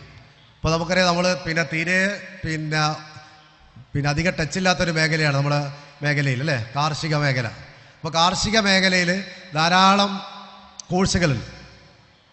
BSc അഗ്രികൾച്ചർ ഉണ്ട്, ഹോർട്ടിക്കൾച്ചർ ഉണ്ട്, ഫ്ലോറിക്കൾച്ചർ ഉണ്ട്, സെറികൾച്ചർ ഉണ്ട്, ഫിഷറീസ് ഉണ്ട്, ഫോറസ്ട്രി ഉണ്ട്. ഇങ്ങനെ വൈവിധ്യമാർന്ന നിരവധി കോഴ്സുകൾ. ഇപ്പോൾ കേരളത്തിൽ അഗ്രികൾച്ചറിന് വേണ്ടി മാത്രമായിട്ടൊരു യൂണിവേഴ്സിറ്റി ഉണ്ട്, തൃശ്ശൂരാണ്. അപ്പോൾ അഗ്രികൾച്ചറായിട്ട് ബന്ധപ്പെട്ട കോഴ്സുകൾക്ക് നിങ്ങൾക്ക് പ്രവേശനം കിട്ടണമെങ്കിൽ എഴുതേണ്ട എൻട്രൻസ് പരീക്ഷ നീറ്റ് പരീക്ഷയാണ്. ഞാൻ നേരത്തെ നീറ്റ് പരീക്ഷയെ കുറിച്ച് സൂചിപ്പിച്ചിട്ടുണ്ട്. അത് വെറും MBBSന് മാത്രമല്ല നീറ്റ് പരീക്ഷ വഴി പ്രവേശനം നൽകുന്നത്. കേരളത്തിൽ 13 കോഴ്സുകൾക്ക് പ്രവേശനം നൽകുന്നത് നീറ്റ് പ്രവേശന പരീക്ഷ വഴിയാണ്. MBBS, BDS, ആയുർവേദം, homeo, Unani, Siddha, BSc agriculture, veterinary science, അതുപോലെ തന്നെ ഫിഷറീസ്, ഫോറസ്ട്രി തുടങ്ങിയ 13 കോഴ്സുകൾ. ഈ 13 കോഴ്സുകളിൽ ഏതെങ്കിലും ഒരു കോഴ്സിന് പ്രവേശനം കിട്ടണമെങ്കിൽ നീറ്റ് പരീക്ഷയാണ് എഴുതേണ്ടത്. അപ്പോൾ നീറ്റ് പരീക്ഷ വഴിയാണ് നമുക്ക് കേരളത്തിൽ BSc അഗ്രികൾച്ചറിന് പ്രവേശനം കിട്ടുക. കേരളത്തിൽ 4 അഗ്രികൾച്ചറൽ കോളേജുകളാണുള്ളത്. ഒന്ന് തൃശ്ശൂർ യൂണിവേഴ്സിറ്റിൻ്റെ കീഴിൽ തന്നെയുള്ള ക്യാമ്പസാണ്, മറ്റൊന്നുള്ളത് വയനാടുണ്ട്, പിന്നെ ഒന്ന് കാസർഗോഡുണ്ട്, തിരുവനന്തപുരമുണ്ട്. ഈ 4 ക്യാമ്പസുകളാണുള്ളത്. പുതുതായിട്ടൊരു സെൽഫ് ഫൈനാൻസിങ് ഇൻസ്റ്റിറ്റ്യൂട്ട് കൂടി വന്നിട്ടുണ്ട് കോട്ടയത്ത്. അങ്ങനെ 5 ക്യാമ്പസുകൾ കേരളത്തിലുണ്ട് BSc അഗ്രികൾച്ചറൽ സയൻസ്. അപ്പോൾ അതിൽ നമുക്കറിയാം ധാരാളം റിസർച്ച് നടക്കുന്ന ഒരു മേഖലയാണ്. BSc കഴിഞ്ഞിട്ട് നിങ്ങൾ അതിൻ്റെ PG എടുക്കുകയാണെങ്കിൽ MScയിൽ അഗ്രികൾച്ചർ സ്പെഷ്യലൈസ് ചെയ്യാം. അഗ്രികൾച്ചറിലുള്ള ഏതെങ്കിലും ഒരു മേഖല സ്പെഷ്യലൈസ് ചെയ്ത് നമ്മൾ ആ മേഖലയിലേക്ക് പോവുകയാണെങ്കിൽ ഇഷ്ടം പോലെ റിസർച്ച് ഇൻസ്റ്റിറ്റ്യൂട്ടുകൾ കാണാൻ സാധിക്കും. നിങ്ങൾ കാസർഗോഡ് മുതൽ തിരുവനന്തപുരം വരെ സഞ്ചരിക്കുമ്പോൾ തന്നെ നമുക്ക് കാണാം റോഡ് സൈഡിൽ പലതരത്തിലുള്ള തോട്ടവിള ഗവേഷണ കേന്ദ്രം, തെങ്ങ് വിള ഗവേഷണ കേന്ദ്രം, ഇങ്ങനെ പലതരത്തിലുള്ള റിസർച്ച് ഇൻസ്റ്റിറ്റ്യൂട്ടുകൾ കാണാം. അവിടെയൊക്കെ MSc അഗ്രികൾച്ചർ അതിൻ്റെ ഏതെങ്കിലും സ്പെഷ്യലൈസേഷൻ കഴിഞ്ഞ ആളുകളാണ് അതിലൊക്കെ വരിക. അപ്പോൾ റിസർച്ച് മേഖലയിൽ താല്പര്യമുള്ള ആളുകൾക്ക് അതിൻ്റെ PG എടുത്തിട്ട് അങ്ങനെ പോവാം. ഇനി അതല്ല ജസ്റ്റ് ഒരു ഡിഗ്രി മാത്രമാണെങ്കിൽ നമുക്ക് ഗവൺമെൻറ് ഡിപ്പാർട്ട്മെൻറ്റിൽ കൃഷിഭവനുകളിൽ അഗ്രികൾച്ചർ ഓഫീസറായിട്ട് വരാം. പ്രൈവറ്റ് സെക്ടറിൽ ധാരാളം അവസരങ്ങളുണ്ട്. വിദേശ രാജ്യങ്ങളിൽ പോവുകയാണെങ്കിൽ അവിടെയും നമുക്ക് അവസരങ്ങളും സാധ്യതകളുണ്ട്. ഇനി അതുപോലെ തന്നെ ഈ മെഡിക്കൽ ഫീൽഡിൽ ധാരാളം കുട്ടികൾ ആഗ്രഹിക്കുന്ന ഒരു മേഖലയാണ് ഈ പാരാമെഡിക്കൽ മേഖല, അല്ലേ? നമുക്കറിയാം BSc നഴ്സിംഗ്, പാരാമെഡിക്കലിൽ പല കുട്ടികൾ ചോദിക്കാറുണ്ട് ഏറ്റവും കൂടുതൽ സാധ്യതയുള്ള ഒരു മേഖല ഏതാണെന്നുള്ളത്. അപ്പോൾ നമുക്ക് നിസ്സംശയം പറയാൻ പറ്റുന്ന ഒരു കോഴ്സാണ് BSc നഴ്സിംഗ്. അപ്പോൾ നഴ്സിംഗ് എന്ന് പറയുമ്പോൾ ചില കുട്ടികൾക്ക് അത് ഇഷ്ടപ്പെടില്ല. അപ്പോൾ വേറെ എന്താ ഉള്ളതെന്ന് അടുത്ത ചോദിക്കാം. അപ്പോൾ സൂചിപ്പിക്കാനുള്ളത്, നഴ്സിംഗിൽ താല്പര്യമുള്ള കുട്ടികളാണെങ്കിൽ പാരാമെഡിക്കലിൽ ഏറ്റവും കൂടുതൽ സാധ്യതയുള്ള ഒരു കോഴ്സാണ് BSc നഴ്സിംഗ്.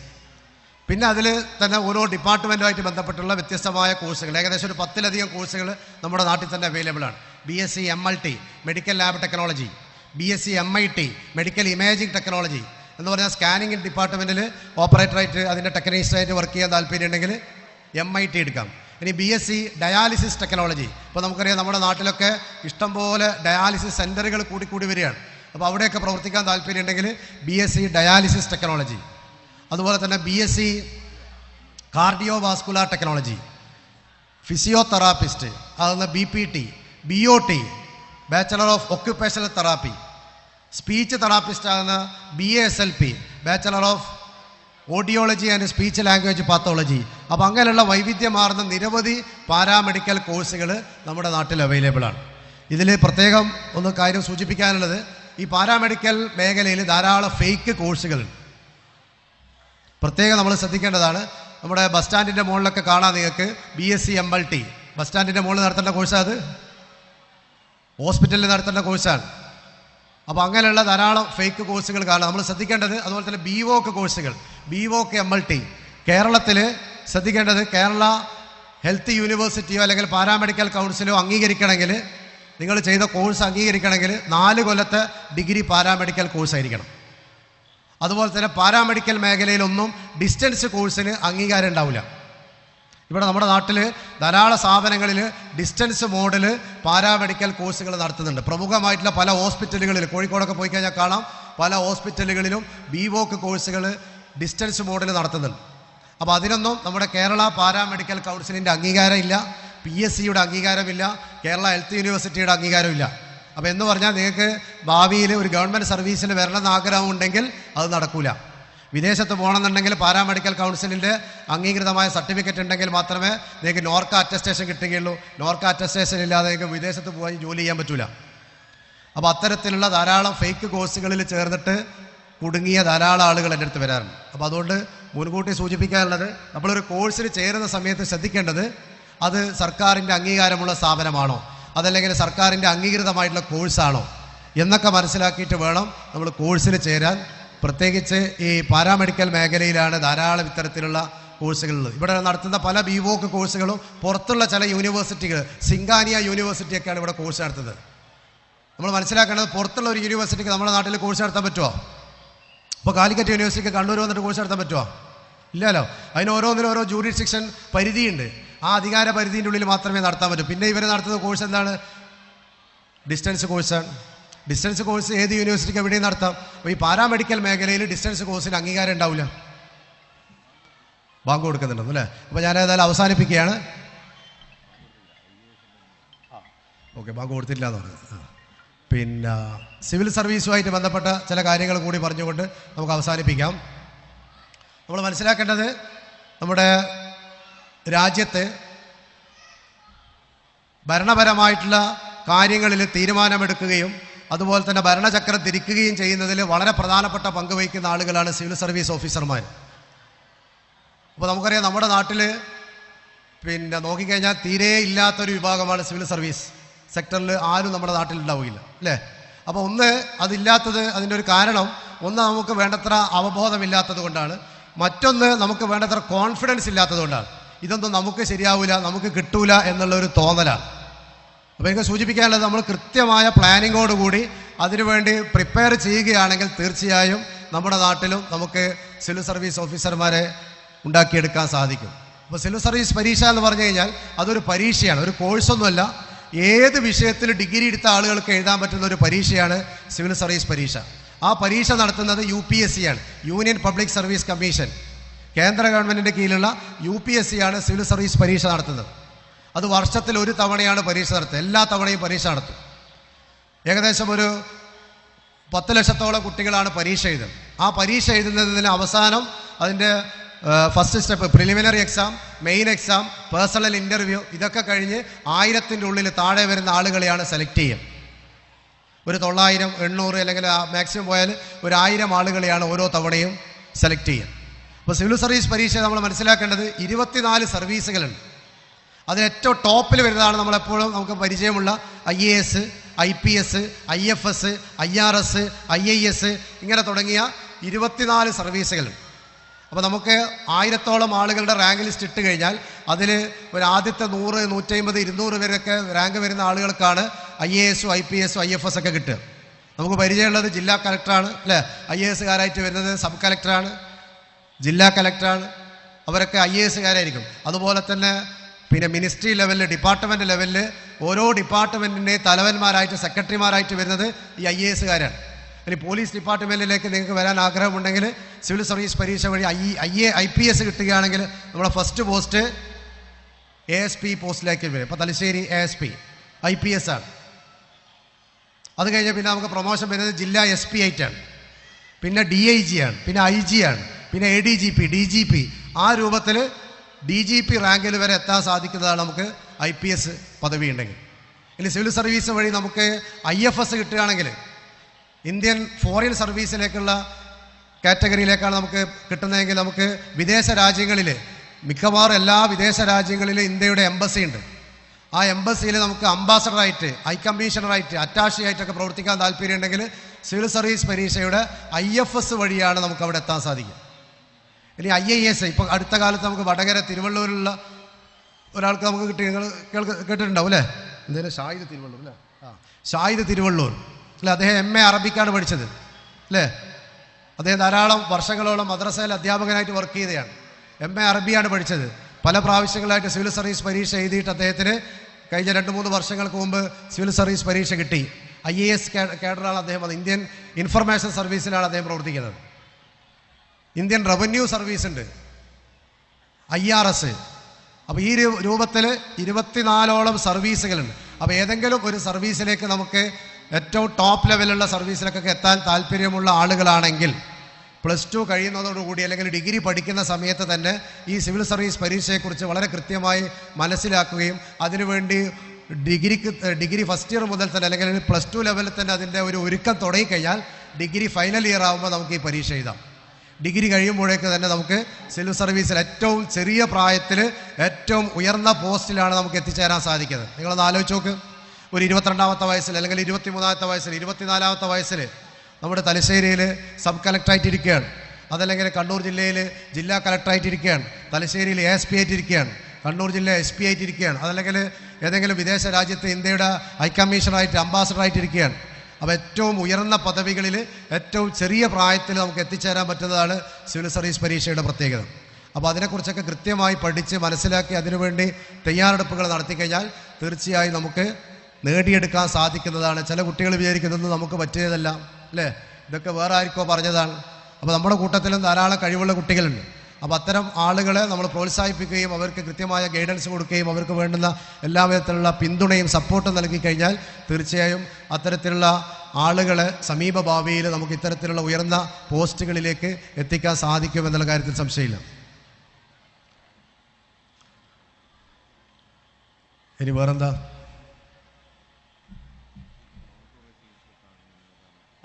ഓക്കെ, ഒരു ചോദ്യം വന്നിരിക്കുന്നത് ഈ മോട്ടോർ വെഹിക്കിൾ ഇൻസ്പെക്ടർ ആവാൻ എന്താണ് പഠിക്കേണ്ടത് അല്ലേ? നമ്മൾ ഇടയ്ക്കിടയ്ക്ക് വണ്ടിയെല്ലാം പോകുന്നു, ഇങ്ങനെ കൈ നീട്ടി അല്ലേ, അവിടെ നിർത്തും, ചെക്കിങ് നടത്തും അല്ലേ, ഫൈൻ അടപ്പിക്കും, ഇതൊക്കെ ചെയ്യുന്നതാണ്. നമുക്ക് ഡ്രൈവിംഗ് ലൈസൻസ് ചെയ്യുന്നതാരാ? മോട്ടോർ വെഹിക്കിൾ ഡിപ്പാർട്ട്മെൻറ്റാണ് അല്ലേ? അപ്പോൾ സ്വാഭാവികമായിട്ട് നമ്മൾ പിന്നെ ഇതൊക്കെ കാണുന്ന സമയത്ത് ആളുകൾക്ക് ഒരു ആകർഷണീയത ഉണ്ടാവും അല്ലേ, ഇതേപോലത്തെ ഒരു പോസ്റ്റിലേക്ക് വന്നാൽ കൊള്ളാം എന്നുള്ളത് അല്ലേ? അപ്പോൾ ശ്രദ്ധിക്കേണ്ടത് മോട്ടോർ വെഹിക്കിൾ ഇൻസ്പെക്ടർ AMVI ആണ് first post, assistant motor vehicle inspector. അത് പ്രൊമോഷനായിട്ട് വരുന്നതാണ് മോട്ടോർ വെഹിക്കിൾ ഇൻസ്പെക്ടർ. അത് പ്രൊമോഷനായിട്ട് വരുന്നതാണ് ജോയിൻറ്റ് RTO. പിന്നെ അത് പ്രൊമോഷനായിട്ട് വരുന്നതാണ് ജില്ലാ RTO, ജില്ലാ ലെവലുള്ള ഓഫീസറായിട്ട് വരുന്നത്.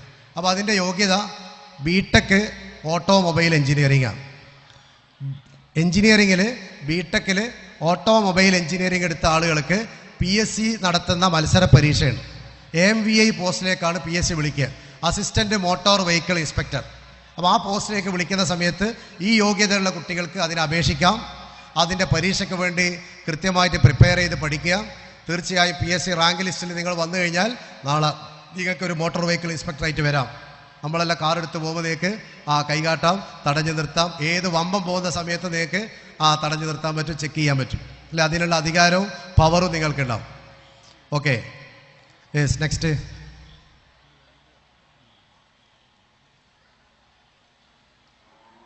ബാങ്ക്.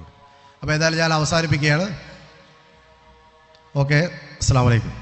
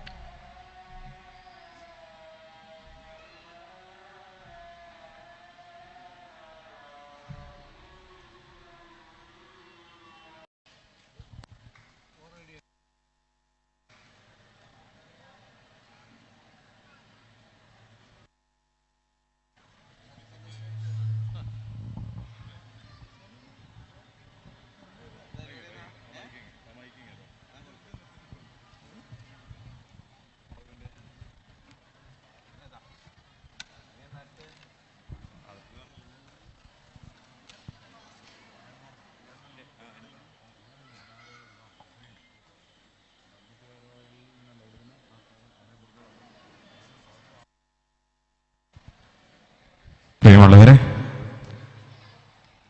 അടുത്തതായി വേദിയിൽ വിവിധ പരീക്ഷകളിൽ ഉന്നത വിജയം കൈവരിച്ച മഹല്ല് വിദ്യാർത്ഥികളുടെ ആദരവാണ്. മുഴുവൻ ആളുകളെയും ആ പരിപാടിയിലേക്ക് കൂടി ക്ഷണിക്കുകയാണ്. SSLC, +2, ഡിഗ്രി, അതുപോലെ പൊതുപരീക്ഷകളിൽ മദ്രസയിൽ പൊതുപരീക്ഷകളിൽ ഉന്നത വിജയം കൈവരിച്ച മഹല്ലിലെ വിദ്യാർത്ഥികൾക്കുള്ള ആദരവ് മഹല്ല് ഭാരവാഹികൾ നൽകുന്ന ആദരവ് അല്പസമയത്തിനകം വേദിയിൽ നിങ്ങളേവരെയും ആ പരിപാടിയിലേക്ക് കൂടി ഹൃദ്യമായി സ്വാഗതം ചെയ്യുന്നു.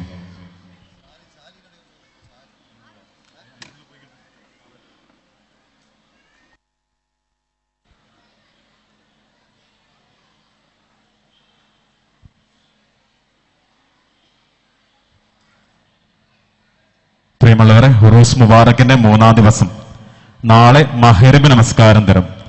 പ്രസംഗവേദിയിലെ നിറസാന്നിധ്യം, നിരവധി വേദികളിൽ ആയിരങ്ങളുടെ മനസ്സ് കീഴടക്കിയ പ്രഭാഷകൻ ഉസ്താദ് ആഷിഖ് ദാരിമി ആലപ്പുഴ മുഖ്യ പ്രഭാഷണം നടത്തുന്നു. നിങ്ങളെവരെയും ആ ഒരു പരിപാടിയിലേക്ക് കൂടി ഹൃദ്യമായി സ്വാഗതം ചെയ്യുകയാണ്.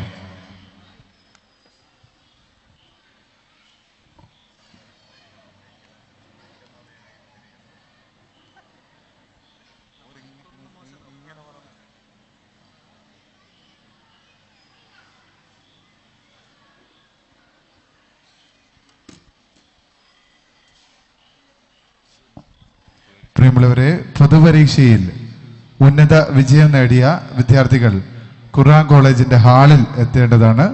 ടോപ്പ് പ്ലസ് നേടിയ കുട്ടികൾ വരേണ്ടതില്ല. ഉന്നത വിജയം നേടിയ പൊതുപരീക്ഷയിൽ ഉന്നത വിജയം നേടിയ വിദ്യാർത്ഥികൾ, SSLC, +2 പരീക്ഷകളിൽ ഉന്നത വിജയം നേടിയ വിദ്യാർത്ഥികൾ ഖുർആൻ കോളേജിന്റെ ഹാളിൽ എത്തേണ്ടതാണ്. നമ്മുടെ അവാർഡ് ദാന ചടങ്ങ് ഏതാനും നിമിഷങ്ങൾക്കകം നടക്കുകയാണ്. അതിനു മുമ്പ് ആശംസകൾ അർപ്പിക്കുന്നതിന് ബഹുമാനപ്പെട്ട EA നാസർ സാഹിബിനെ ആദരപൂർവ്വം ക്ഷണിക്കുന്നു.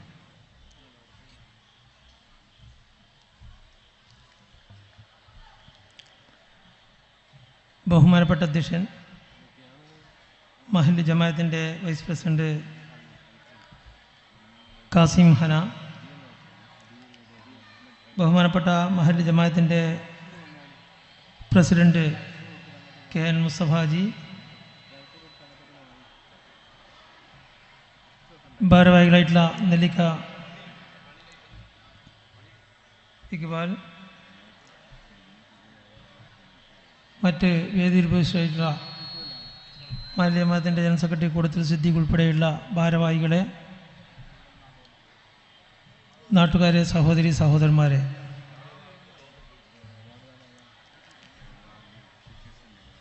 ബഹുശൈഖ് അലീൽ കുഫി റളിയല്ലാഹു തങ്ങൾ അവരുടെ ഉറൂസ് മുബാറക്കിൻ്റെ 2-ാം ദിവസമായ ഇന്ന് 2 ക്ലാസ്സുകൾ ഇവിടെ നടന്നു കഴിഞ്ഞു. ഒന്ന്, നമ്മുടെ മേഖലയിലെ ജോലി സാധ്യതകളെ കൃത്യമായി വരച്ച് കാണിക്കുന്ന രീതിയിലുള്ള സിജി ട്രെയിനർ റമീസ് പാറാലിൻ്റെ ക്ലാസും, അതുപോലെ തന്നെ ലൈഫ് സ്കിൽ ട്രെയിനർ നിസാർ പട്ടുവത്തിൻ്റെ മോട്ടിവേഷൻ ക്ലാസ്സുമാണ് ഇവിടെ നടന്നിട്ടുള്ളത്. തീർച്ചയായിട്ടും ഒരു ഉറൂസ് മുബാറക്കിനോടനുബന്ധിച്ച് പരമ്പരാഗതമായിട്ടുള്ള പരിപാടികൾക്കപ്പുറത്ത് വ്യത്യസ്തമായിട്ടുള്ള സമൂഹത്തിന് ഗുണം ചെയ്യുന്ന രീതിയിലുള്ള പരിപാടികൾ കൂടി ഉണ്ട് എന്നുള്ളതാണ് ഇത് കാണിക്കുന്നത്. വരും ദിവസങ്ങളിലും ഇതുപോലുള്ള മറ്റ് ആകർഷകമായിട്ട് ജനങ്ങൾക്ക് ഉപകാരപ്രദമായിട്ടുള്ള ക്ലാസ്സുകളും പ്രസംഗങ്ങളും ഉൾപ്പെട്ടതും കാണുന്നു എന്നുള്ളത് വളരെ സന്തോഷകരമാണ്. ഇവിടെ ഈ സ്റ്റേജിൽ ഇനി മഹല്ല് പരിധിയിൽ നിന്നും ഉന്നത വിജയം നേടിയ വിദ്യാർത്ഥികൾക്കുള്ള അനുമോദന പരിപാടിയും സംഘടിപ്പിക്കുകയാണ്. വ്യത്യസ്ത പരീക്ഷകളിൽ മെഡിക്കലായിട്ടുള്ള വിദ്യാർത്ഥികളെ മഹല്ല് കൂട്ടായ്മയുടെ ഭാഗമായിട്ട് ആ കൂട്ടായ്മയിൽ വെച്ച് അനുമോദിക്കപ്പെടുക എന്നുള്ളത് തീർച്ചയായിട്ടും ആ വിദ്യാർത്ഥികളെ സംബന്ധിച്ചിടത്തോളം, കുട്ടികളെ സംബന്ധിച്ചിടത്തോളം വളരെ അഭിമാനകരമായ ഒരു അനുഭവമായിരിക്കുമെന്ന കാര്യത്തിൽ സംശയമില്ല. ഒരുപാട് അനുമോദന പരിപാടികൾ അവർക്ക് ലഭിച്ചിട്ടുണ്ടെങ്കിലും ഇതുപോലെ മഹലിലെ മൊത്തം കൂട്ടായ്മയുടെ ഭാഗമായിട്ടുള്ള ഒരു അനുമോദന പരിപാടി ആദ്യമായിട്ടായിരിക്കും. ഇവിടെ അനുമോദന പരിപാടിക്ക് തിരഞ്ഞെടുക്കപ്പെട്ട വിദ്യാർത്ഥികൾക്ക് എല്ലാവിധ ആശംസകളും ആമുഖമായിട്ട് നേരുകയാണ്.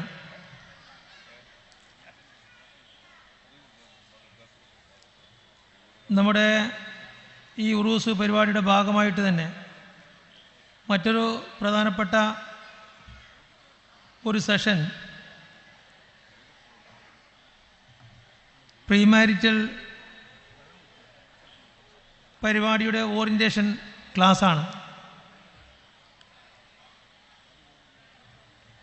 പ്രീമാരിറ്റൽ കോഴ്സ് എന്ന് പറയുന്ന ഒരു പരിപാടി സുന്നി മഹല്ല് ഫെഡറേഷൻ്റെ ആഭിമുഖ്യത്തിൽ കേരളത്തിൽ അങ്ങോളം ഇങ്ങോളം മഹല്ലുകൾ കേന്ദ്രീകരിച്ച് നടന്നു വരികയാണ്. നമ്മുടെ കുട്ടികൾ വിവാഹിതരാകുന്നതിന് മുമ്പ് വിവാഹത്തെക്കുറിച്ചും വിവാഹാനന്തര ജീവിതത്തെക്കുറിച്ചും വളരെ നിർബന്ധമായും അറിഞ്ഞിരിക്കേണ്ട മിനിമം കാര്യങ്ങൾ ഉൾപ്പെടുത്തിയിട്ടുള്ളതാണ് സുന്നി മഹല്ല് ഫെഡറേഷൻ്റെ ഈ പ്രീമാരിറ്റൽ കോഴ്സ് എന്ന് പറയുന്നത്. വിവാഹത്തെക്കുറിച്ച് ഇസ്ലാമികരമായ കാഴ്ചപ്പാടില്ലാത്തത് കൊണ്ടും അതിനെക്കുറിച്ച് വേണ്ടത്ര ധാരണയില്ലാത്തത് കൊണ്ടും പല വിവാഹ ജീവിതവും പ്രയാസങ്ങളിലേക്കും അത് പിരിഞ്ഞു പോകുന്ന ഘട്ടത്തിൽ വരെ എത്തിച്ചേരുന്നു എന്നുള്ളതാണ് നമ്മുടെ മുമ്പിൽ എത്തിക്കൊണ്ടിരിക്കുന്ന പല അനുഭവങ്ങളും നമ്മെ പഠിപ്പിക്കുന്നത്. ഭർത്താവിൻ്റെ ഉത്തരവാദിത്തങ്ങളെക്കുറിച്ച്, ചുമതലകളെക്കുറിച്ച്, അവരും ഭാര്യയ്ക്ക് എങ്ങനെ ഭർത്താവുമായിട്ടും മറ്റും നല്ല ജീവിതം നയിക്കുന്നതിനാവശ്യമായിട്ടുള്ള സമീപനം എങ്ങനെ സ്വീകരിക്കണമെന്നതിനെക്കുറിച്ചൊക്കെ നമ്മുടെ പുതിയ തലമുറക്ക് വേണ്ടത്ര അവബോധം ഉണ്ടാകുന്നില്ല എന്നുള്ളത് വലിയൊരു പോരായ്മ തന്നെയാണ്. ഇതര സമുദായങ്ങളെ, പ്രത്യേകിച്ചും ക്രിസ്ത്യൻ സമൂഹത്തിലൊക്കെ പ്രീമാരിറ്റൽ കോഴ്സ് നേടുക എന്നുള്ളത് വധൂവരന്മാരെ സംബന്ധിച്ചിടത്തോളം വളരെ മാൻഡേറ്റ് ആയിട്ടുള്ളൊരു കാര്യമാണ്. അങ്ങനെയുള്ള യുവക്കൾക്ക് മാത്രമേ അവരുടെ ക്രിസ്ത്യൻ പള്ളികൾ മുഖേനയുള്ള വിവാഹങ്ങൾ നടത്തി കൊടുക്കുന്നുള്ളൂ. നമ്മുടെ പല മഹല്ലുകളിലും, പ്രത്യേകിച്ച് വയനാട് ജില്ലയിലൊക്കെ ഇത്തരത്തിലുള്ള ഇസ്ലാമികപരമായിട്ടുള്ള SMF പോലുള്ള സംഘടനകൾ നടത്തുന്ന പ്രീമാരിറ്റൽ കോഴ്സ് കഴിഞ്ഞ കുട്ടികൾക്ക് മാത്രമാണ് നിക്കാഹ് ചെയ്ത് കൊടുക്കുകയുള്ളൂ എന്ന് അവിടുത്തെ സംയുക്തമായ ജമാഅത്തുകളും ജില്ലാ SMF ഒക്കെ തീരുമാനമെടുത്തിരിക്കുകയാണ്. അങ്ങനെ തീരുമാനമെടുത്ത് അവിടെ നല്ല രീതിയിൽ നടപ്പിലാക്കി വരുമ്പോൾ അവർക്കുണ്ടാകുന്ന പ്രയാസം, അവിടെ ജില്ലക്ക് പുറത്തുള്ള പ്രദേശങ്ങളിൽ അല്ലെങ്കിൽ അവിടെ തൊട്ടടുത്ത ജില്ലാ പ്രദേശങ്ങളിൽ ഇത്തരം സംവിധാനങ്ങളില്ല എന്നുള്ളതാണ്. അപ്പോൾ കേരളത്തിൽ ഉടനീളം ഈ ഒരു പ്രവർത്തനം വളരെ ഭംഗിയായിട്ട് മുന്നോട്ട് കൊണ്ടുപോകാനാണ് സുന്നി മഹല്ല് ഫെഡറേഷൻ SMF ഉദ്ദേശിക്കുന്നത്.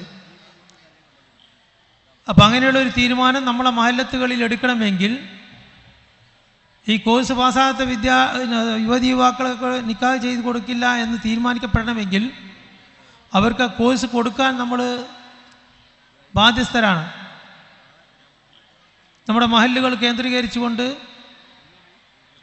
ഈ ഒരു കോഴ്സ് നടത്തിപ്പിനെ കുറിച്ച് അവബോധം സൃഷ്ടിക്കപ്പെടുക എന്നുള്ളതാണ് ഈ ഓറിയൻറ്റേഷൻ ക്ലാസ് കൊണ്ട് ഉദ്ദേശിക്കുന്നത്.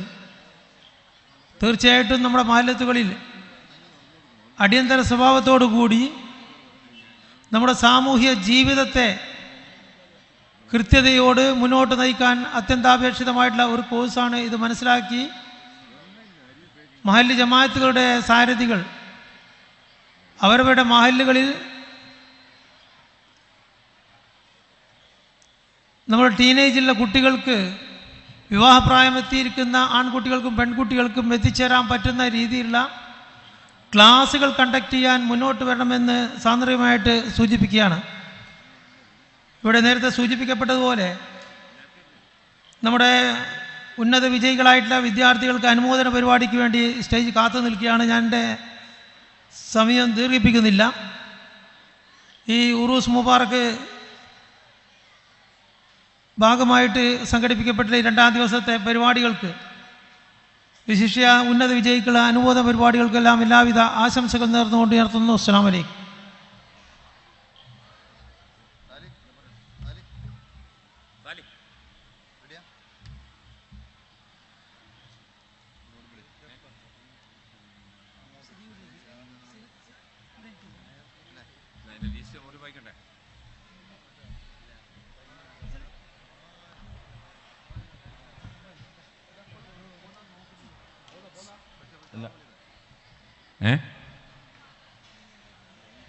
അടുത്തത് സമ്മാനദാനമാണ്.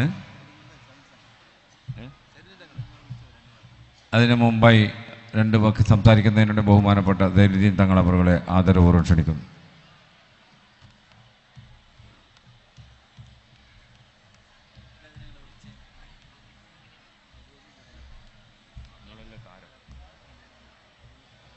ആദരണീയനായ അധ്യക്ഷൻ, ഈ പരിപാടിക്ക് സ്വാഗതം പറഞ്ഞ ജനറൽ സെക്രട്ടറി സിദ്ദീഖ് മാസ്റ്റർ, മറ്റുള്ള മഹല്ല് ജമാഅത്തിൻ്റെ ഭാരവാഹികളെ, സുഹൃത്തുക്കളെ, ഈ പരിപാടിക്ക് എല്ലാവിധ ആശംസകളും നേർന്നുകൊണ്ട് ഇനിയും ഇതിലും നല്ല ഭംഗിയോടുകൂടി നടത്തുവാനുള്ള തൗഫീഖ് അള്ളാഹു തരട്ടെ എന്ന് ഉള്ളഴിഞ്ഞ് പ്രാർത്ഥിച്ചുകൊണ്ട് നിർത്തട്ടെ.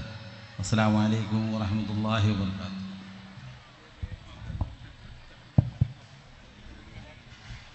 അടുത്തതായി നമ്മുടെ മഹല്ല് ജമാഅത്ത് ട്രഷറർ ബഹുമാനപ്പെട്ട അസീസ് സാഹിബിനെ ആദരവോടെ ക്ഷണിക്കുന്നു.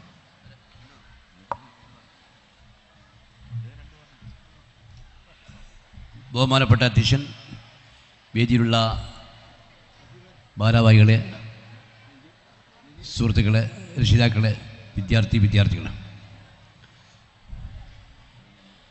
നിങ്ങൾ കാത്തിരിക്കുന്ന, നിങ്ങളെ പ്രശംസിക്കുന്ന, നിങ്ങൾ ഒരുപാട് കഷ്ടപ്പെട്ട് പഠിച്ച് വളരെയധികം നേട്ടത്തിലെത്തിയ നിങ്ങൾക്ക് കിട്ടുന്ന ഈ അവാർഡ്, നിങ്ങൾക്ക് ഇവിടുന്ന് തരുന്ന, ഞങ്ങൾ മഹല്ല് കമ്മിറ്റി തരുന്ന ഈ അവാർഡ് എന്നും ഓർമ്മയിൽ വെച്ചുകൊണ്ട് നിങ്ങൾ നല്ല നിലക്ക് പഠിച്ച് നമ്മുടെ നാട്ടിനും സമൂഹത്തിനും രാജ്യത്തിനും വേണ്ടി ഉയർന്ന നിലയിലെത്തട്ടെ എന്ന് മാത്രം ആശംസിച്ചുകൊണ്ട് ഈ പരിപാടിക്ക് എല്ലാവിധ ആശംസകളും നേരുന്നു. അസ്സലാമു അലൈക്കും വറഹ്മത്തുള്ളാഹി വബറകാതുഹു.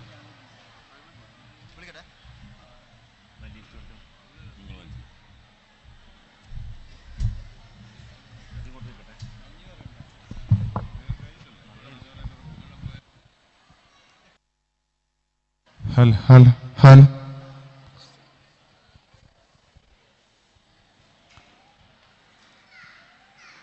പ്രിയപ്പെട്ടവരെ,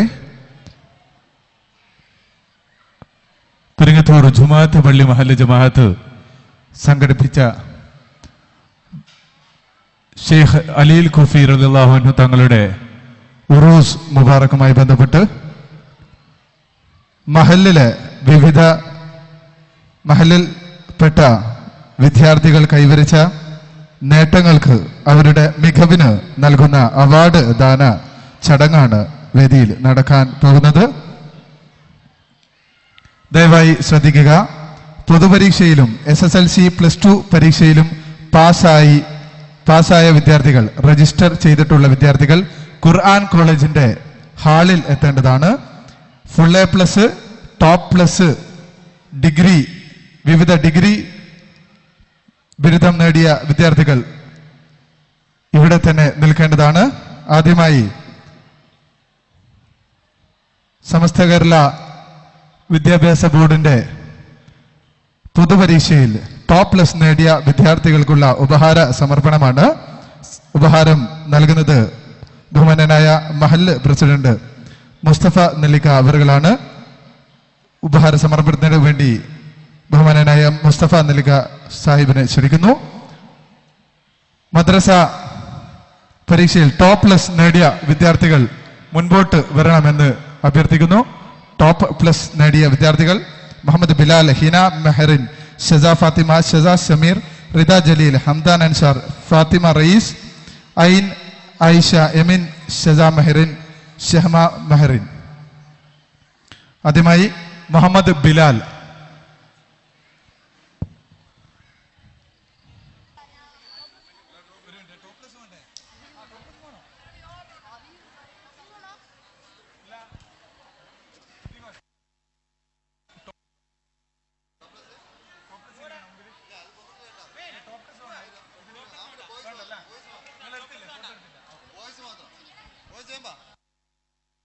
പൊതുപരീക്ഷയിൽ SSLC +2 പരീക്ഷകളിൽ മികച്ച വിജയം നേടിയ വിദ്യാർത്ഥികൾ അവരുടെ മൊമെന്റോ സഹിതം, അവർക്ക് ലഭിച്ച മൊമെന്റോ സഹിതം സ്റ്റേജിൽ അണിനിരക്കണം. ആരെങ്കിലും ബാക്കിയുണ്ടെങ്കിൽ സ്റ്റേജിലെത്തേണ്ടതാണ്.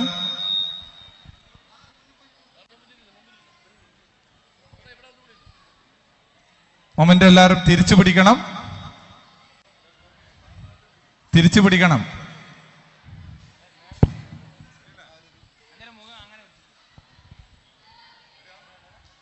വിവിധ പൊതുപരീക്ഷകളിൽ മികച്ച വിജയം നേടിയ പെരിങ്ങത്തൂർ മഹലിലെ പ്രതിഭകളാണ്, നാളെയുടെ പ്രതീക്ഷകളാണ് ഈ വേദിയിൽ മഹല്ല് കമ്മിറ്റി ഭാരവാഹികളുടെ കൂടെ അണിനിരന്നിരിക്കുന്നത്. നമുക്കൊരു തക്ബീറോടുകൂടി ഈ മക്കളെ വരവേൽക്കാം. അല്ലാഹു അക്ബർ, അല്ലാഹു അക്ബർ, അല്ലാഹു അക്ബർ.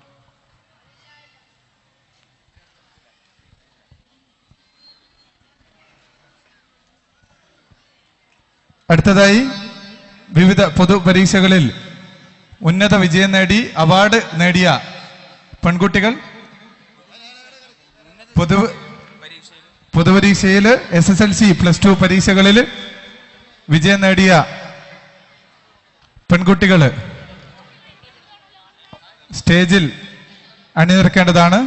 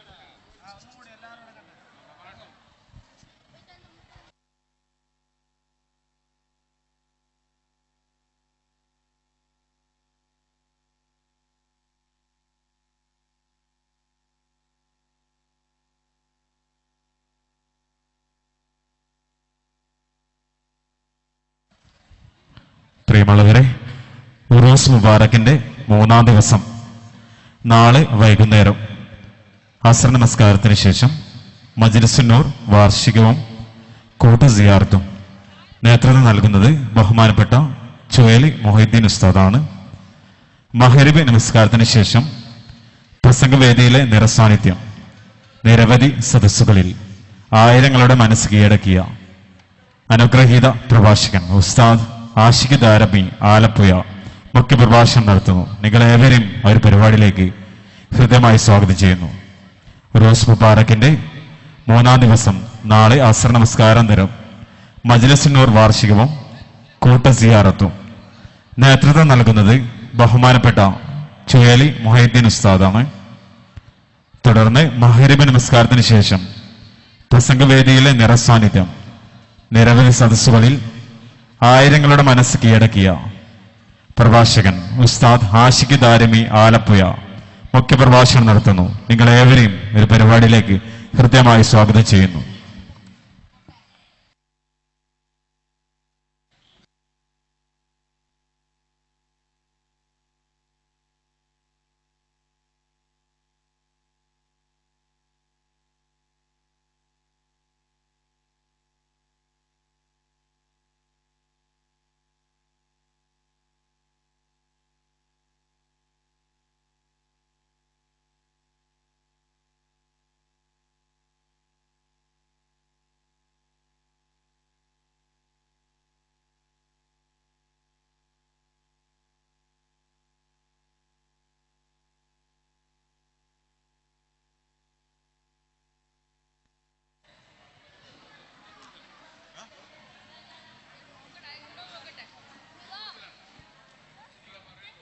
പരിപാടി നന്ദി പറയാൻ വേണ്ടി സിദ്ദീഖ് മാസ്റ്റർ ക്ഷണിക്കുന്നു.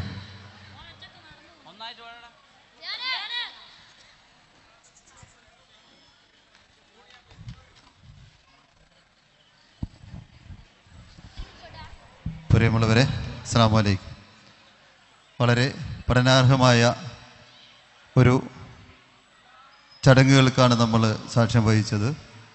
ഇന്ന് അസ്റിന് ശേഷം നടന്ന മക്കാം സിയാറത്തിന് ശേഷം മഗ്‌രിബിന് വിവിധ പരീക്ഷകളെക്കുറിച്ചും അതുപോലെ തന്നെ വിവിധ സാധ്യതകളെക്കുറിച്ചും റമീസ് പാറാലിൻ്റെ വളരെ ശ്രദ്ധേയമായ ക്ലാസ് നടന്നു. അതിനുശേഷം എങ്ങനെ നല്ല രീതിയിലുള്ള വിദ്യാഭ്യാസം നമുക്ക് നേടിയെടുക്കാം എന്നതിനെക്കുറിച്ച് നിസാർ പട്ടവും തന്ന ക്ലാസും വളരെ ഭംഗിയായി അവസാനിക്കുകയുണ്ടായി. അതിനുശേഷം വളരെ ശ്രദ്ധയാർജിച്ച മറ്റൊരു പരിപാടി ഇവിടെ നടന്നത് നമ്മുടെ മഹലിലെ വിവിധ മേഖലകളിൽ വിവിധ പരീക്ഷകളിൽ ഉന്നത വിജയം കൈവരിച്ച മക്കളെ ആദരിക്കുന്ന ചടങ്ങാണ്.